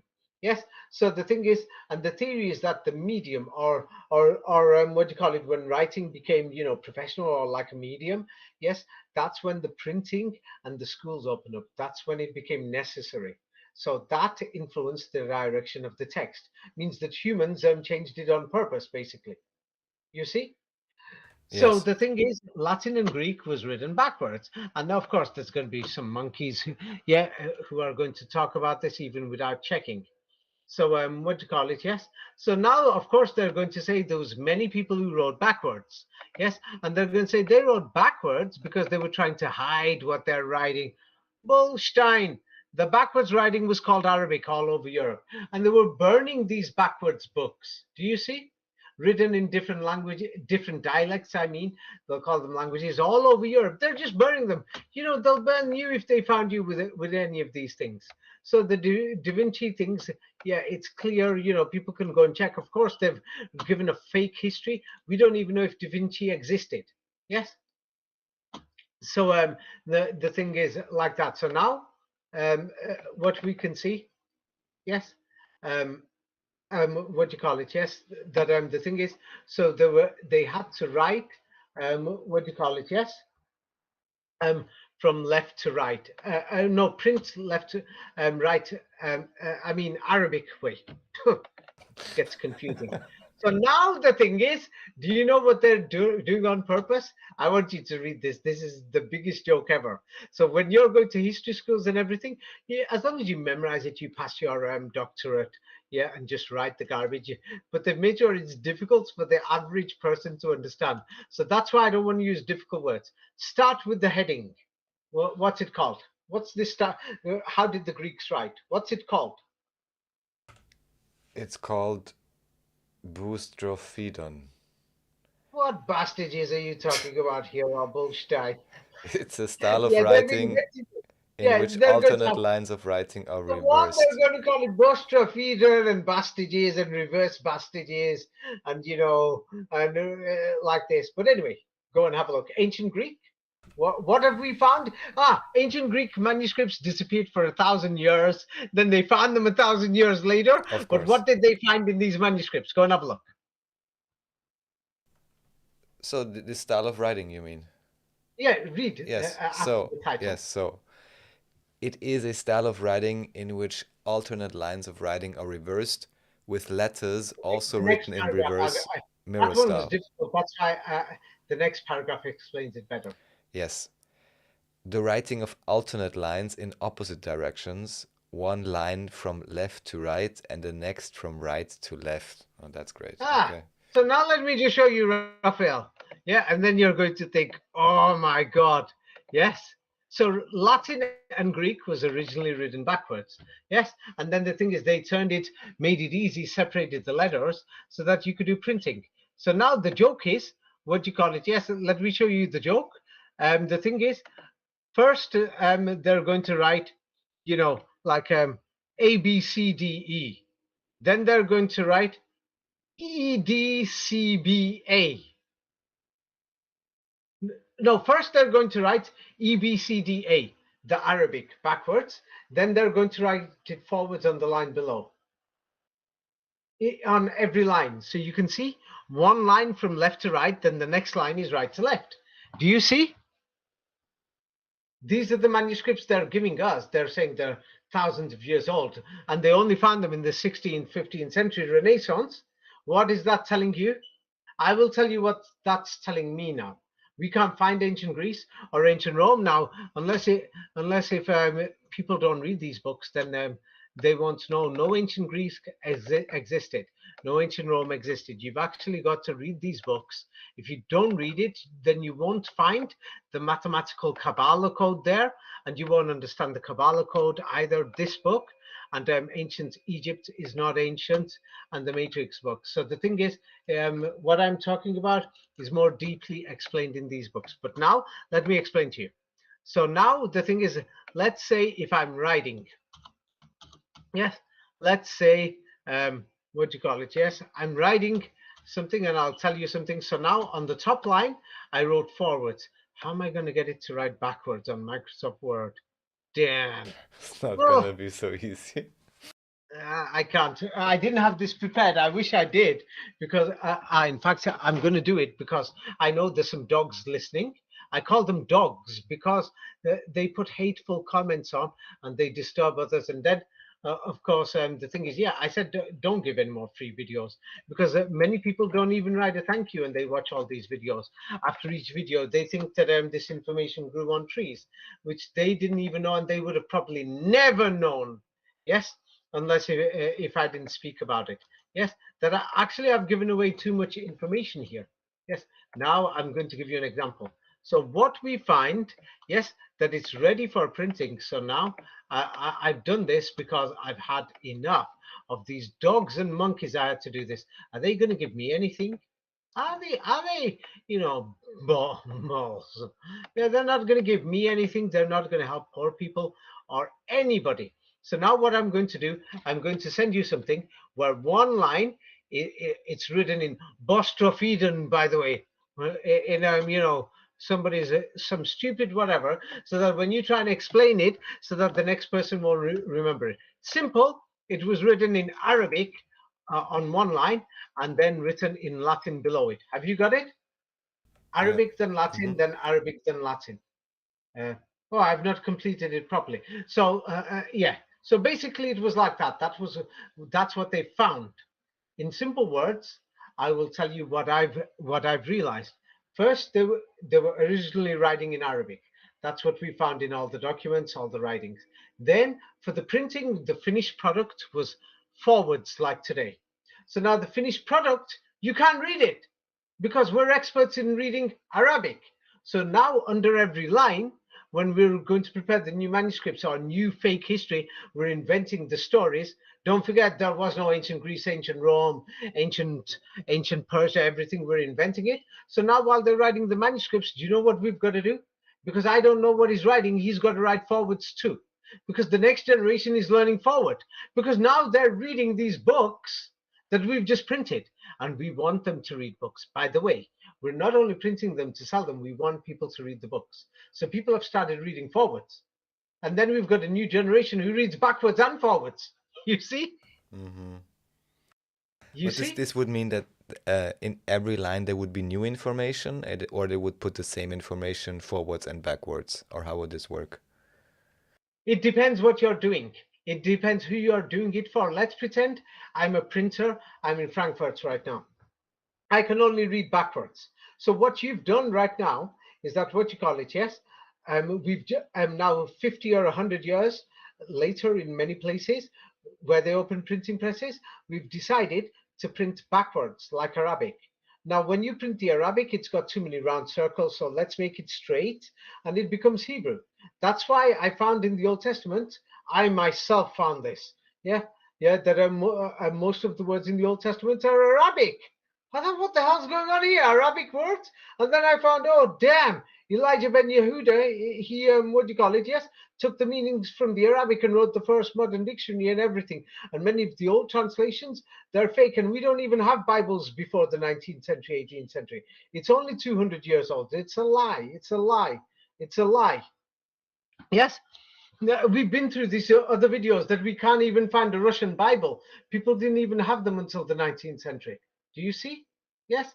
So what they're doing is one line in what do you call it? As printers became bigger companies and everything. If I'm writing a manuscript now, let's pretend I've written Homer's Iliad. Yes, or about Plato's Atlantis. I've just written it. Yes, it's fake history. Yeah, because the Quran speaks about Atlant Island or the people of Atlant. The Quran speaks about it. So I got to make make the Quran look bad and everything. It's my job. I got my boys here. There's 100 monks in this office. We're inventing the story. So you know what we do? We've got to send out a copy of this manuscript to the printing press. So we've got to write it neatly. We've got to write the letters properly and separately. We've got to write it backwards, so that then they could print it in modern English, French, and everything. Do you see? And we've got to write it forwards because now we've just invented Hebrew. Hebrew is going to replace the original Arabic. You see? Mm-hmm. Do you see now? Yes, because many of these things are from the printing press. Or you tell me, who the hell is going to write all these boring manuscripts and everything if you're not going to make money? Who the hell's Yeah, doing it? Do you know how long of it course, it takes? has to be a huge Yeah. business, of course, yes. Yeah, it's like I had all this time boredom, the lockdowns. That's why I could write all these books. Last year, I only wrote, was it one book or two? Something like that. That's it. I didn't have the time. You see, don't have the time. And then again, I'm not going to lie, my secretary types a lot of the things out. The thing is, I read it out and then she types it out, and then what do you call it? Yes, I have it modified after. So what do you call it? Yes. So the thing is, let's have a look. So a lot of it's in stone. They're going to call it Latin. Some people are going to say it's something else. Some people are going to say no, this is just old Arabic in printing. So the thing is, what do you call it? They're going to say this is thousands of years old Bostrofodonic. This is Bostrofedonic. Yes, not just Bostrophone. Yes, it's found near Rome, and what do you call it? It's backwards. Yes, and what do you call it? So one thing we could see, it means that the people who are reading, because Rome, I can't find it before the 15th, 16th century, it means that when they invented the printing, that these symbols became like that. Yes, and many of the letters actually are similar to the Hebrew, that it's backwards. That people who could read Hebrew are going to turn and say many of the letters are in Hebrew. You see, it's because the Hebrew shapes were modified for printing. I know it is because I've been looking at so many different alphabets writing that is the E from the Jehovah. You see? From Yahweh. It looks Hmm. like an E backwards. Yeah, many people who know Hebrew will know and say, damn, that's actually in the so-called Old Hebrew. It's not Hebrew, they've invented it. It's a lie. I didn't finish the Adonai thing, but the Adonai, in them days, they used to, the Vatican's boys used to be called the Don. So Adonai basically means, what do you call it? I always forget to finish that Adonai thing. Yes, it'll have to be next time. Yes, but can you see now? So even that inscription is what you call it something else. So now what we know is that I've been through this before. They've got to watch our other videos and read all my books about the ancient world. So what do they tell us? They even tell us because they can't hide it. Yes, because many of these manuscripts are here. So now instead they're just going to say, this is an ancient Roman manuscript. No, it's from the Renaissance. People wrote backwards the Latin. So read it yourself. What does it say? At the beginning of the Latin alphabet, there was no official writing sense. Romans wrote from left to right and continued right to left when arriving on the next line. Huh. What? So they were Do you writing know in how this hard style. it is? I challenge all these monkeys who are going to say we're going to challenge David. Okay, monkey brains. Okay, you damn evil people who are going to leave stupid comments even before they watch the full videos. Some of these people don't even watch full videos and they leave a comment. Yeah, you've got to know both the writings forwards, backwards. Do you know how ridiculous that is? And they're telling us that this was in the ancient Roman Empire. That's when I figured out they're lying and they're trying to say this survived. And they mysteriously found these manuscripts during the Renaissance in the 15th, Yeah. 16th Hmm. century. That they vanished for 1,000 years. Sure, it was more like that what you call it, they were preparing the printing, that the next generation, the original generation, wrote from left, right to left, the Arabic. Then it was printed right to left. So that made the next generation educated to know both. You see? Yes? Right. So Yeah? there must have been a transitionary period when some people Yeah, were used yes. to Yes. reading The both, Renaissance. and then That's they what the learned the Renaissance forward was, way. the Hmm. rebirth. Yes, when they invented everything, and so the thing is, yeah. So from the printing, I remember the old man. So at the printer. So I turned around and asked him, and when I asked him, and he turned around and said, yes, he's thought about it too. He came to the same conclusion that the Quran was something else. It's an oral book. Every single other book is just a scam and a lie. Because they even know how many books they printed at the press, how much of it was a lie. Yeah, and how much of the Right. history was a lie, modifications. He knows. So he was old and he was telling me, yeah, it was all just a lie. And the authorities used to come, regular in the 50s and 60s. You got to print this, print that. They printed it for the money. He told me. Yes, a lot of it was fake news for the newspapers, everything. I'm not joking. A lot of it was fake news. They were Hmm. printing it. Yeah. So the thing is, yeah, the main thing is that they're going to tell you it could be written. But the thing is, when you go back, the original it was originally reading from right to left. Then they were writing in both directions. Now we're writing forwards only. Can't you see? Yes. Have Hmm. I just shown you the history? Originally, they're writing backwards Arabic. Then these people were mentally insane. They decided to write in one Like a line snake, in one yes. direction and then on the next line in the other direction. How dumb is that? Then they've just totally gone to now Europe has suddenly totally decided we're going to write forwards all the time. Have you seen it? They're lying in the history. It's not hard to see it. Can you see it now? It was Yes, yes, originally Arabic and they reversed it. And the transitional FaceTime. yes. Oh, some people are going to say he's not giving enough evidence. Don't worry, monkey brains, because it's not about me. Why don't you just get off your lazy ass and go and do some research? Yes, because there's more. I'm nowhere near finished. I'll send it to you with the full sentence because they can't hide this official history. The dating is the lie. Read it. Yes? Yes, so Old Latin could be written from right to left, as were Etruscan and early Greek. Or So the old Slavic, Greek, and all these things. Etruscan looks like Slavic. Everyone's said yes, was written in the same direction as Arabic. Yes, Arabic. Yes, mhm, go ahead. or in the Bostrophidan, which we talked about earlier. Yeah, So forwards, backwards, forwards, backwards. While writing yeah. after the first century BC was almost always left to right. Hmm. The reality is they've changed the dates, Yeah. and the First thing century is, BC just means first century after the complete reset, you know? yes, the reset was in the 18th century, 19th century, 18th century, that something happened that people are talking about these mud floods, empty cities. Yeah. And if you haven't read my book, Mud Flood, you won't understand that there's something strange going on. And the thing is, the reset, all these churches and millions of skulls and bones all over Europe. Yes, that they've piled up, that the Holy Church or Dad's army, yes, was behind it. So basically, the original writing was right to left. Yes, and all the manuscripts were Arabic before then.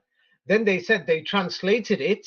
Yes, and they burnt the originals. Not only did they burn the originals, but read my book, Skulls and Bones, they burned you alive if you had a copy of anything that had right to left, or what we called Arabic.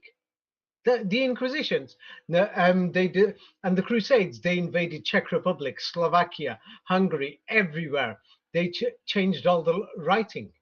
Can you see? And how did they change it? They just gave you the printed version and said, "Read this. You're not allowed to have the others." Yeah.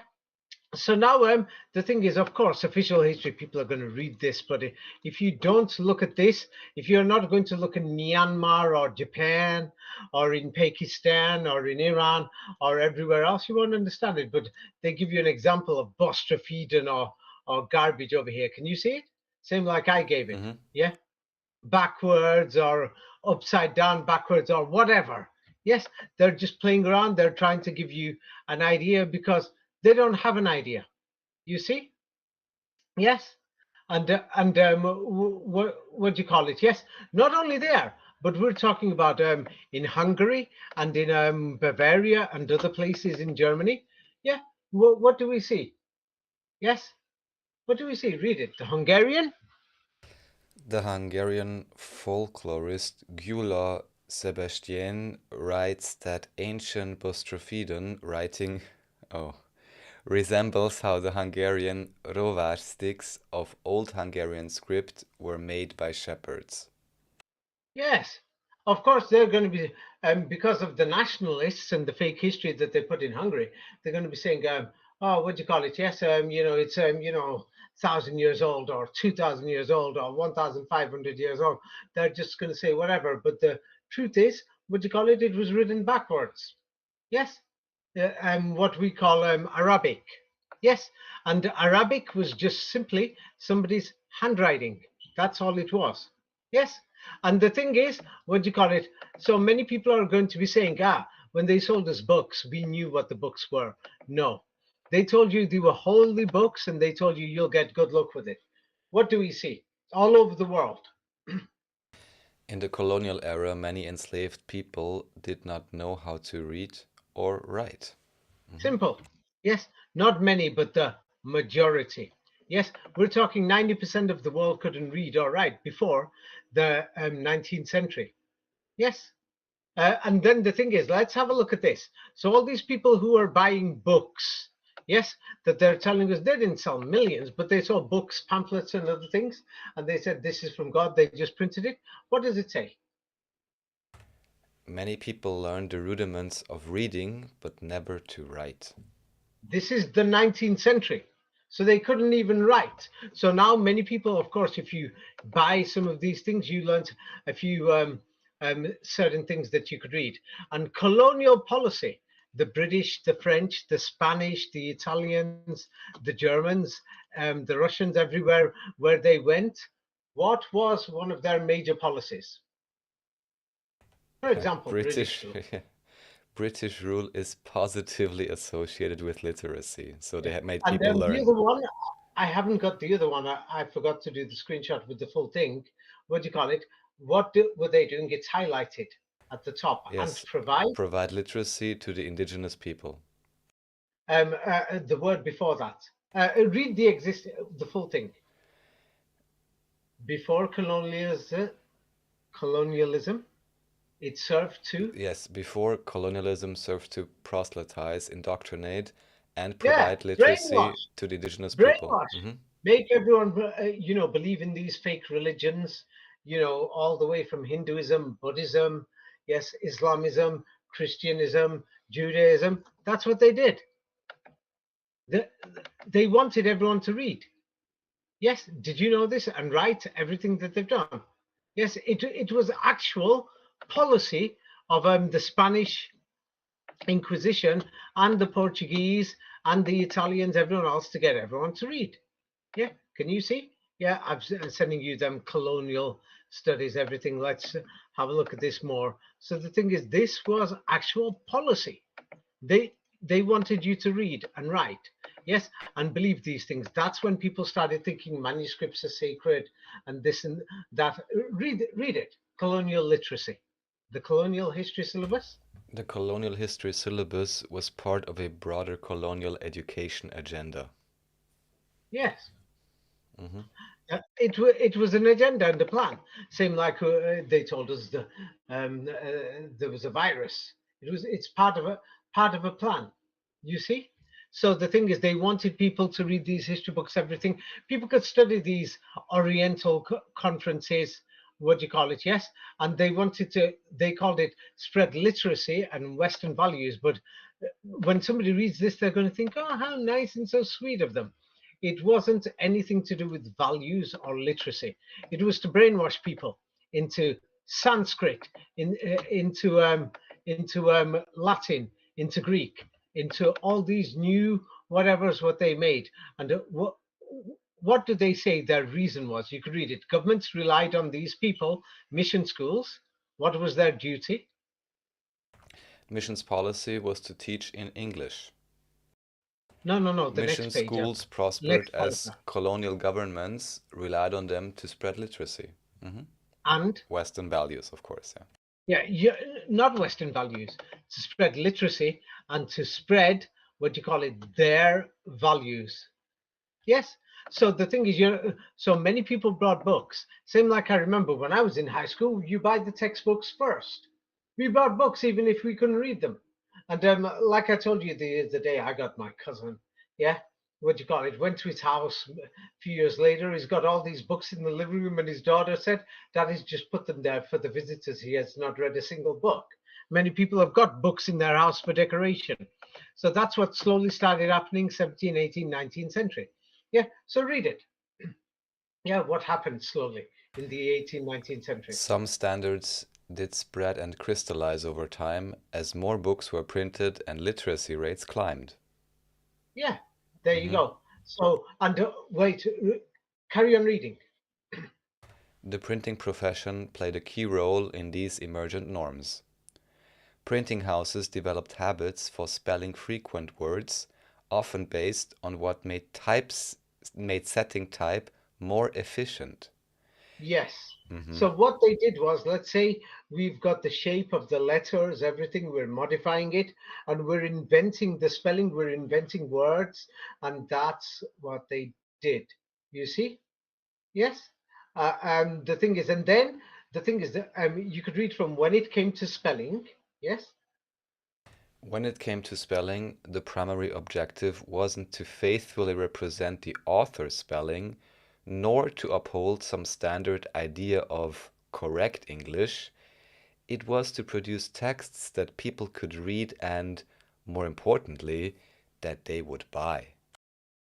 And then it goes on. They did habits and tricks. Yeah, it's just a business. Raphael, I would have done the same thing. Yes, same thing. Invent words, invent meanings, whatever. And then even the original manuscripts. That's why they've all disappeared because they weren't ancient. So when the printing press came, we just said we found all these ancient manuscripts. And then the people already knew there was older ones which were written backwards. what they call Arabic, or the language of the rabbi. I don't call it Arabic because modern Arabic, they invented that and they put it there. There was the Arabian or European or language of the rabbi, the original one. The masters, the rabbis were the educated and the teachers. So they burnt the originals. Yes, they burnt the originals, and then the people who were translating from the originals, they wrote the fake stories, everything, modified everything. Yes, and then the sciences, they turned it into the Kabbalah. That's why the world went backwards. That's why in Kabbalah now people think all these letters have meanings, letter shapes have meanings in different languages. People are going to show Russian, Slavic, Cyrillic, all the mathematical codes. It's because they were set up with using mathematical systems. You see, it's all invented. Do you see now? Yes, everything's invented. So, what do you call it? Yes. So, how did they actually do the printing? So, just to make this clear, there's so many places people can go read these for hours during the Reformation. Yes. So you had to put the letters. How did you start writing? As the type was set in the form, it was aligned from right to left, starting at the lower right-hand corner. Yes. So you see, right to left. What is that telling you here now? It means that people were reading and writing backwards. Yes. Yeah. Yes. So what do you call it? Just to make it clear? Yes. Here. Yeah. I'm going to go through many of these things because these lazy bastards. Yes. Or people. So what do you call it? You could read from the middle. It was necessary to what? It was necessary to set backward letters in backward words, making backward lines, which then produced proper pages. When the completed form was placed in the galley of the press, inked and pressed to paper. There you go. Everybody was reading backwards. The originals were backwards. Now, the strange thing is, all these originals have disappeared. They burnt them all. They're saying we can't find the original manuscripts. Right. And then, so what happens is after they've printed it now it's printed forwards for Greek and Latin, and it's printed backwards for Hebrew and modern Arabic. So the modern ones, they printed them, and then people buy them. So when people bought them, they're coming to school, and your students, you tell them, write it all out. Then once they've written that manuscript out, you'll say, these manuscripts are older than the printed version. And nobody even saw these manuscripts until the 19th or 20th century. We'll have to go through that next time, or more of that information is in my books. If people don't read my books, Skulls and Bones, Crusades, everything, they're not going to know. So many people have read my books and they thought, I read it in 1 or 2 hours, and now I've understood 1,000 years of global history. No, you haven't. That's why I noticed one person who thought they were so clever, writing down, I read all his books, I've watched all his interviews, I've figured it all out. Yeah. Do you think so? Or are you shocked by today's information? How shocking is this information today? Are you asking me? Yes. Because I definitely didn't think I had it all figured out. It's more, I want to say it's more of the same, and it's kind of what was expected, but it's great that you show it in such detail that it's logically understandable. I don't mean by that. I mean, it's like now we're noticing we're going more to Arabic. We're going towards that all these manuscripts are fake and everything. Is this not such a big thing that we think we don't even have any books? We don't have anything. We don't have any ancient languages or anything. They've invented the languages, the lettering, the letter designs, everything they've invented. Yes, that's what you had presented for a few years in different examples, and now you're just tying it together to show that all of the printing but and this why. information is very big, yes or no? Yeah, definitely, Very big. obviously. It's revolutionary. But it's just about people being able to understand and realize it, Yeah, and then even they're going to say, so Venice is Phoenicia. You have to read my books. Venetia. Yes, at first the writing, they're going to say Phoenicia somewhere in the desert regions, or the green regions of the desert, Lebanon. Lebanon is the only place in the Middle East which is green region that they say the most for a country. Yes, what was the first writing? After first writing right to left. Yes, that Again. was the first one. Yeah, so and everybody had to read right and left. So when they printed it, it came out left to right. So that's what happened. You see? Right. Can you see that? Can you see exactly what happened, or you cannot see exactly what happened? I can see exactly, I can understand exactly what you're saying. Yes. Yes. So you can see it, and then the thing is, what many people, of course, people would have forgotten. So the thing is, what do you call it? Yes, just in case people have forgotten, let's remind everybody. Yes, the language of the Middle Ages, what do you call it? Yes, was actually Arabic. And then they will say that specifically in Europe, what do you call it? Yes, it became the language of the French by the 19th century, or the language of the Franks. They're going to try and say it's older. But as I pointed out, the Fran or the Firan, and their language was even Arabic. You see? So the thing is, when we look at these things, but these are going to be in a future book, but because it's been too long, so I'll just close it off, but I'll give several examples which are going to totally shock people. Yes. Now the thing is, what we will do is people's handwriting, here it is on a postcard. When you reverse it, it's Arabic. Yes, it's actually the exact same shapes. People have different handwritings. There's one. Here is another. Yes. Now, when you reverse it, yes, for example, I'm going to send you a postcard now, which is from, wait, this isn't dark enough, so the font, so just in case people can't see it on their screen. So let me just show somebody of people sending from New York. This is in the 20th century. People are sending a postcard. Yes. And of course, in the postcard, and there's many letters people were sending from America. Yes, in the 1920s, 1930s. And guess what? They were writing backwards.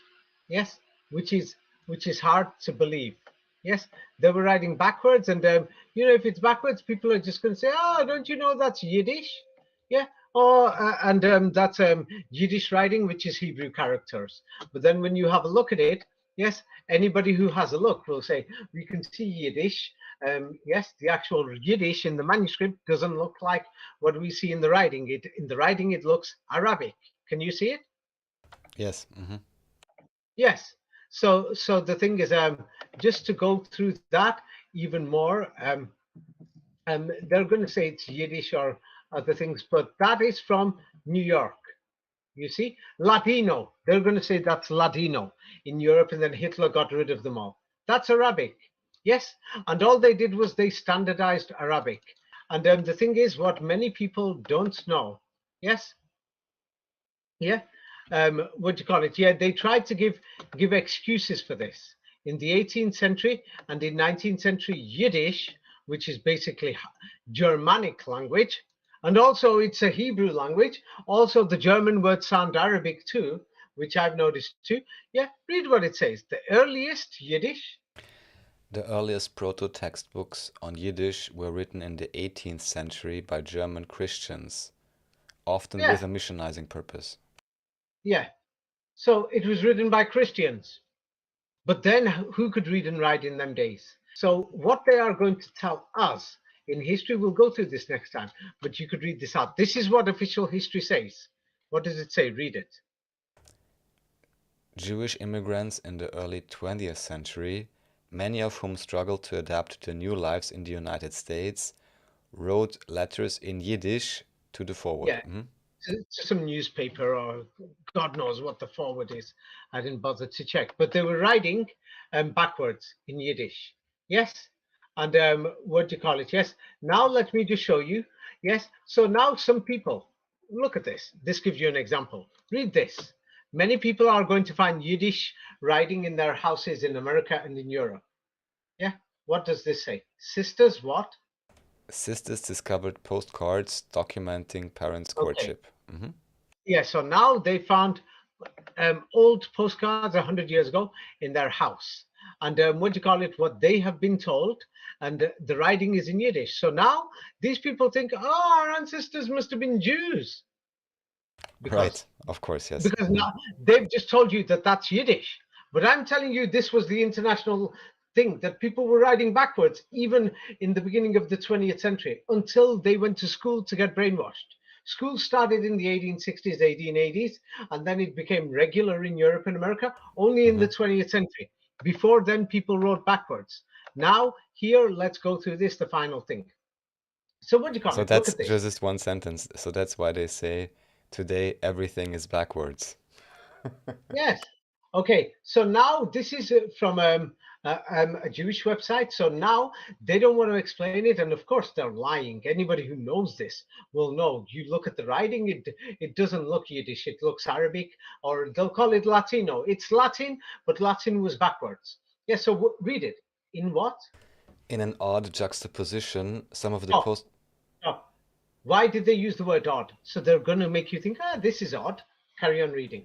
yes, some of the What? postcards Isidore sent to Esther, although written in Yiddish, had distinctly Christian themes in their photos. Christian in these postcard photographs.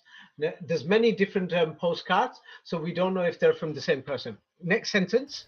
One celebrated Christmas and another Easter. One, Ah, mhm, wait. So now what do we see here? Christians were writing in Arabic backwards. mhm. They're going to call this Yiddish. Yeah. So now the thing is, what is the definition of Yiddish? Yes, it's like it doesn't have a definition. So now when we look at these postcards, we'll have to go through them some other time. So what we will see is that they changed the writing that you have to write forwards because the people who became the postman were trained in the official schools or colonial empire schools. The British Empire was, and the French were the biggest postmen. So on one side, they'll say Yiddish, on the other side, they'll say it's Hebrew, it's Latin, the modern one. But now then you could compare it and you could turn around and look at this and say, hey, this looks totally different. This can't be Yiddish. So then you'll notice that Arabic is just your handwriting, but people wrote backwards. It's just handwriting. So they give it titles: Aramaic, Syriac, Yiddish, Ladino, Sephardia, Mhm. Arabic. You see, it was just the writing of people who could write, educated, who were a minority, and they were called rabbis or teachers. Or in the Quran, it goes into subsectors like ahbaru and other things. So I'm sending you postcards from the 20th century all over the world. What does that show you? Apart from the people who grew up in the next generation in colonial schools, yes, the normal writing for people was backwards Mhm. because they're writing the address in forwards because that's what they learned in school. Yes. But they remembered the original one was backwards because they're writing to parents and family backwards. I rest my case. Have I won? That's not up for me to judge, David. Have I won? Yes or no? That's not up for me to judge. I have exorcised the demons. That's what Ace Ventura would say. I have Well, I hope so. exorcised the demons. No, it's not about hope so. Every researcher came to the same conclusion. Yes, you can call it Hebrew, Old Hebrew. You can call it Old Christianity, original Hebrew, original Arabic, original European language. That was the language. It was backwards, and they had a common set of words. And the global language at that time was something known as the Rabbi language or Arabic. And the Quran has got only 400 words, which are found in most of the European languages. And then the Bible has got several thousand words because they added, deleted, mixed, and whatever and everything. And next time I'm going to go through it like what do you call it? Yes, because there is somebody who has commented, yeah, and things, and about the Vedas. We will find the same thing. I will go through the palm leaves next time, but they've all got spacing ready for printing. Now, if somebody is going to be writing like this, each individual letter, it takes a lot longer. They're telling us these are the Rig Veda manuscripts, yes, and anybody who does business, yes. And then if you when you're not writing, doing the natural manuscript, and you're doing it for the purpose of printing, then you are going to be writing characters like that. Do you see what I'm getting at? Yes. Yes, definitely. Yeah. Yeah. Whereas there are other things, the thing is, soon I'm going to go through it. I don't have time here because I know there's a few Sanskrit people who are going to behave in strange ways. But the thing is, let me just show you here. Like for example, here is Sinhalese manuscripts. Yes. So they said that these people had these. This is from where is this from? University of Manchester Library. They're going to say it's centuries old. So now the thing is, these are on palm leaves, but what many people don't know is what do you call it? And also, many people will turn around and say, "What about the runic writings? Everything?" What if anybody has a look? This is supposed to be allegedly 13th century. The way it's written with the lines and everything, ready for printing. Because imagine if I'm a printer, if you're going to bring your writing to me, and I've got to have my silly Jesuit monk here. Yes, who I'm probably going to, have his head chopped off if he gets it wrong. And then your manuscript, how am I going to tell you to write your manuscript? Very neatly. Yes or no? If it's for printing, definitely. Yeah. Yes. You're beginning to see what's going on. Then the students who are studying, yes, and the colonial schools, I'll go through that later. Like, in fact, let's just go through basic in Sanskrit. We'll go through it next time in deeper. Here, have a look at this. What's this? Yeah, This you can is, read it. These children, usually male. This yes, is in India, Pondicherry. Yes, they a went so-called school in the 1930s. they went to the local village school run by a single, usually male teacher who taught the elementary arts of reading, writing, and Okay. counting. Okay. So now this is 1930s. Now that teacher probably learned, many of them came from the city areas, and the thing is, things like this. So what do you call it? Yes. Now the Vedic manuscripts. Let me send you some of them again. Yes, and Buddhist manuscripts and everything. You'll notice they'll tell us they look ancient. Here are pictures, you could find them, and they've got some string tying the palm leaves together. Palm leaves manuscripts. Can you see them? Yes. Yes. Now, I'll have to go through this next time. Yes, but what many people don't know, what do you call it? Like, let's say the French set up schools in Vietnam, in Cambodia, in Laos, and the British set them up in Myanmar, and so did the French. So, what do you call it? Yes. So, what many people don't know is that in the 19th century and in the early 20th century, read this yourself. Now, some people are still going to contest, but the thing is, these palm leaves, they don't survive more than 300 years. Yes, some people will say 600 years if you're lucky, but insects eat them. Read it, the paragraph. The Nkavati was the quintessential what? A Tamil Tamil? multiplication table book used in pre-colonial South Indian schools. Nowadays, They are available as palm leaf manuscripts, collected from there you different go. geographical locations. Yes. So they were used in pre-colonial because the first few schools were opened by the Spanish. Yes, and then the Tamil writing is mysteriously ready for printing. And then what many people don't know, in India, I went there, and you've been there too. Yeah, what you'll find is that there's many people who say we've got all these palm leaf manuscripts. Look at them processing palm leaf Yes, manuscripts. yes. And then the thing is, many of these priests used to walk around saying, I've got this Veda here, or this, that here, or some of the books here. I'll go through the numbers. I'll predict your future, this, that, Right, everything. yes. It was a business. Yeah, same like the people who had the Bibles. It was a hmm business. Same like the people who had the Zohars, the Kabbalahs, the other things. And the thing is, we'll have to go through them next time. But the thing is, there's a major fraud and a scam. Yes, and the thing is, they're going to tell us, wait, let's just to make this go through easier. Read this yourself. Making a Sri Lankan palm leaf manuscript was no easy matter. Typically, the leaves were cut from the tree, boiled and then smoothed out, dried, stacked, cut to size, polished, punched, and burnished before writing even began. It's almost like with the sheepskin. Yeah. So now the thing is, they're telling us they've got all these professional ancient manuscripts and everything. And just in case, people don't know about these things. So as I said, we'll go to it next time. What did printing presses really normally do?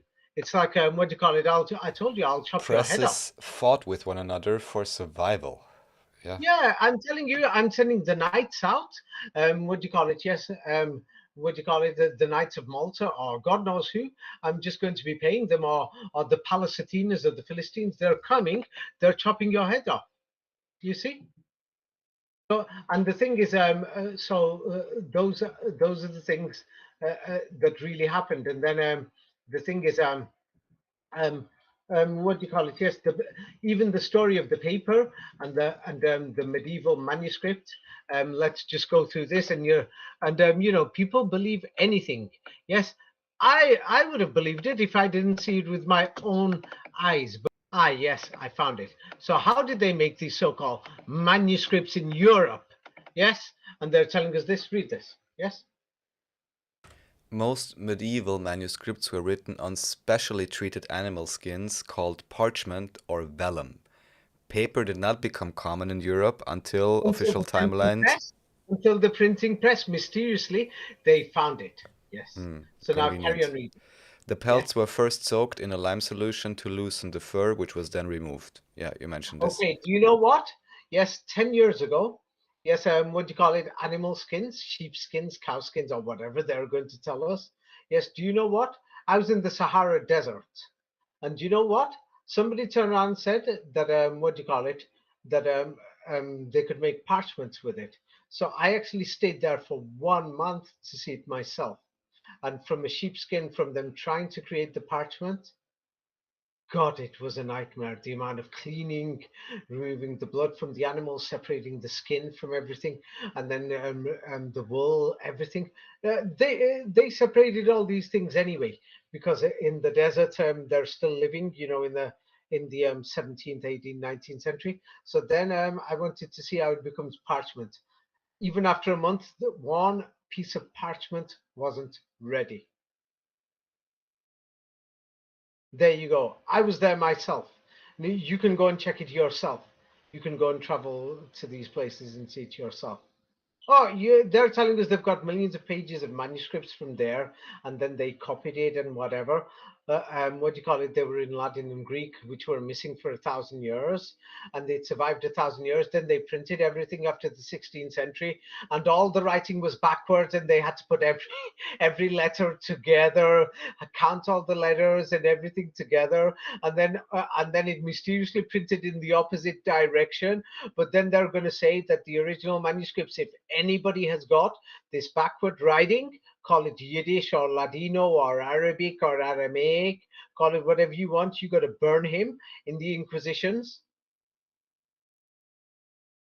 Was Arabic the original writing? Yes or no, Raphael? Now, I still didn't live there, so that's why I'm tentative to give how should I say what does the abs evidence show? to give absolute answers. The evidence certainly shows people have been writing backwards, and just as you said, it looks like Were they writing backwards Chinese or Arabic? no, Arabic, which was then Yeah, called Arabic. different names later, based Yeah, on their scripts yeah. to create the different languages. Yeah. Yes.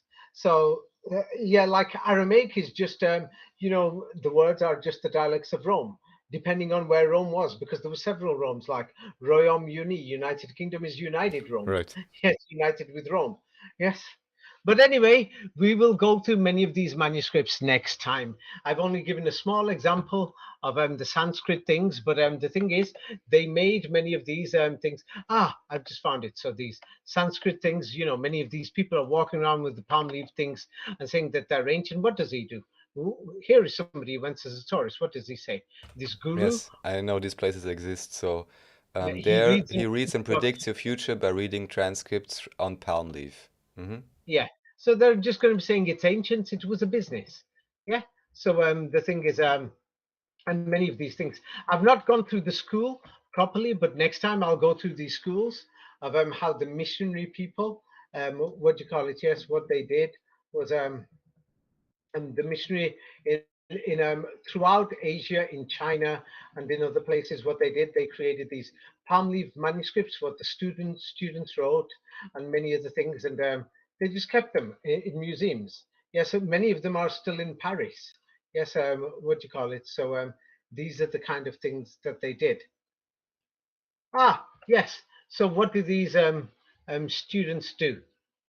Yeah, so there's colonial schools that they've got all over India and everything, and I've highlighted it there. You can read it. So, what were these colonial students doing? You can read it. Highlighted palm. The pride of each student.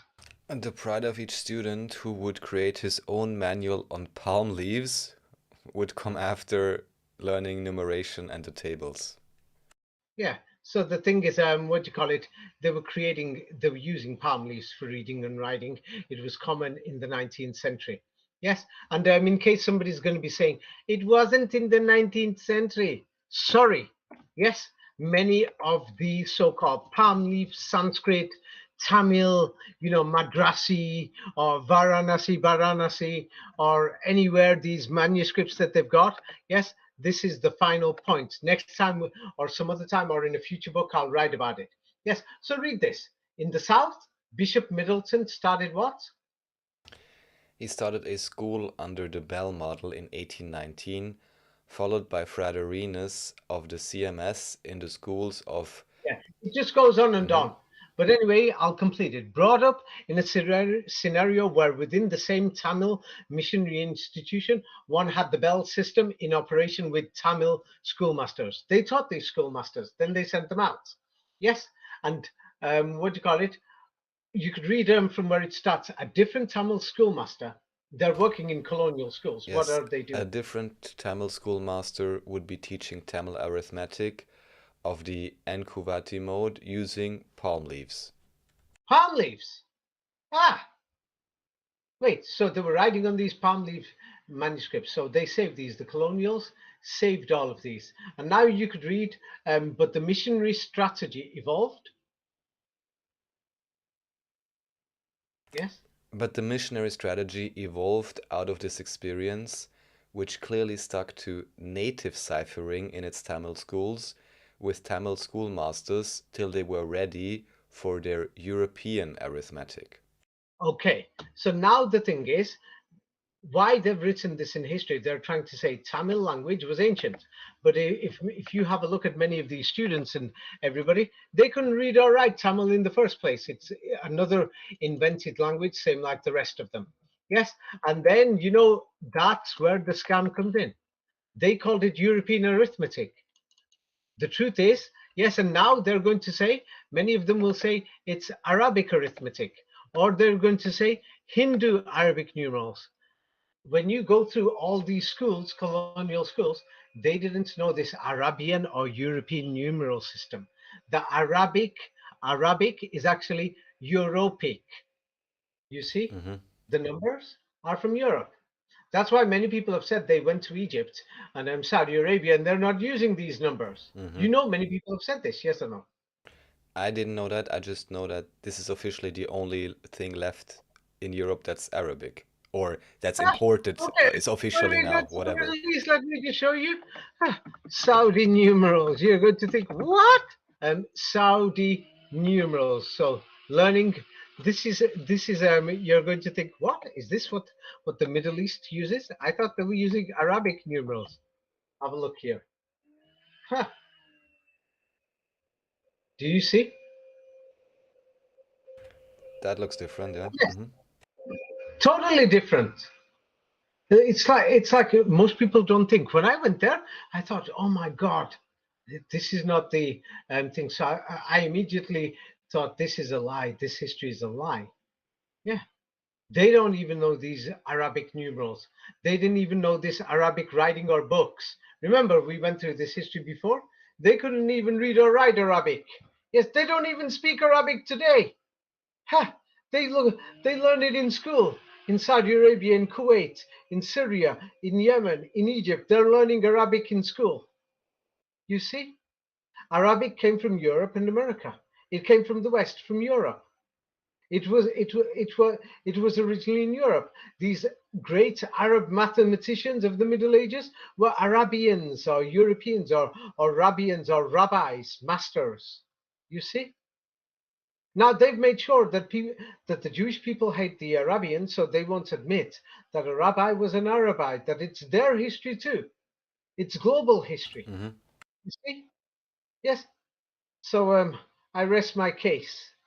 Yeah, everything shows it. Okay, you're trying to tell me that Arabic came from the Middle East? I can't even find the numbers. Yeah. What is this telling you now, Raphael? Well, just more evidence for what you've been saying. So, yeah. Yes. Ev- Okay, Raphael, let's leave it at that. Yes? Any questions? No, I think you made a very clear case, and I ask everyone, as it apparently also says in the Quran, bring their evidence if they think it's a different story. Um, Yes. and I'm Now the thing is, curious yes. to see how In this case will pan out. somebody's gonna say, when I think of poor people and everything, yeah, of course, I'm human. I'm not going to pretend I'm some perfect person. So I get angry. I look down on evil, selfish people. Now, many people are not evil and selfish, but then there are other people who don't realize that they're spending too much and not giving much to charity, and they're doing things. Yeah, I'm sorry. Yes, I do believe, yeah, you could protest for Gaza, but buying all these flags, some companies are making. Oh, by the way, an Israeli company, by the way, is making Gaza flags, by the way. I'm sure this Israeli gentleman, who's supposed to be a Jewish right-wing nationalist, yeah, I'm sure he's very happy with people buying the flags. Don't you, Raphael? Sounds typical. Yeah, both sides, make money out of it. So I'm just saying, if you want to do something, yes, don't forget the Vietnam protests. What did they achieve? Has anybody been to Vietnam? Many of these protesters, did they even think of going there after the war, going helping people? Even today, it's in widespread poverty. So, what was the purpose of stopping the bombing so that the people could carry on living like animals? Yeah, so it just doesn't work like that. Yes, because okay, yeah, let's say the Gaza war is over, ceasefire is over, and then everyone goes back to eating normal. Why did you people protest for? So that the war is over and so that there'll be like no water, no electric, no nothing, and say, oh, let somebody else sort it out. You see, it's because it's our world. We're all part of this world. We've got to care. I'm not here for religion. I'm not here to think that oh you became a better person yourself. That's you being selfish. I'm not here to look out for your interests. I'm here to look out for if it's going to be good, the common good for everybody. Yes, then I'm up for it. You see? Yes. So the thing is, I'm not insulting anybody, but the thing is, yes, I noticed people were blaming it on Raphael. I said, don't give any of them free. Yeah, it's like the thing is, I've not seen any proof. I did a lot of free works and everything. I didn't see a lot of gratitude from many people. Yes, especially when they commented. Yeah, I have seen a lot of gratitude from many other people. Yes, now those people, yes, I hope their lives have become better, and I kindly request to them, yes, that if you can help the poor people. I know that maybe up to a quarter of the people listening are just about getting by their daily ends. Yes, if you are, then another thing. Yes, what do you call it? Yes, for example, it was a big thing that I showed Muhammad's names all over the Bible, which it's one of the biggest jokes. Oh, there you go. The Bible can't even be more than 200 years old. Yeah, there you go. Yeah, you've shown it, yes. They can't be. All these things. Let me just show. It was only in 1880 because we've finished now. I don't. We'll have to go through this next time. The biggest joke that we can find is that because that man was in printing, so he knew many of the printers. He said yes that these machines came out after the invented in 1880 around then. Yeah, God knows 1875, 1880 or whatever. But people weren't using them widespread. Yes, in Europe and America, they didn't become widespread until the 30s, so that you could type the right way round. Yes, that the machine will put the metal lettering in place and create a template Hmm. instead of putting all the letters by yourself. That means that's why we've got so much writing and millions of pages Yes. of books and papers from what do you call it, even in the early 20th century, papers, postcards, this, Yeah. that, and people were writing backwards. Yes, you see? And that backwards is what we call the language of the rabbi or Arabic. That was the writing system. Okay, Raphael, I rest my case. No questions, no? No. Thank you, David. Yes. So no more questions. Okay. So now in the next few videos and everything, yes, what we will do, we will go through all the regions and go through more direct evidence.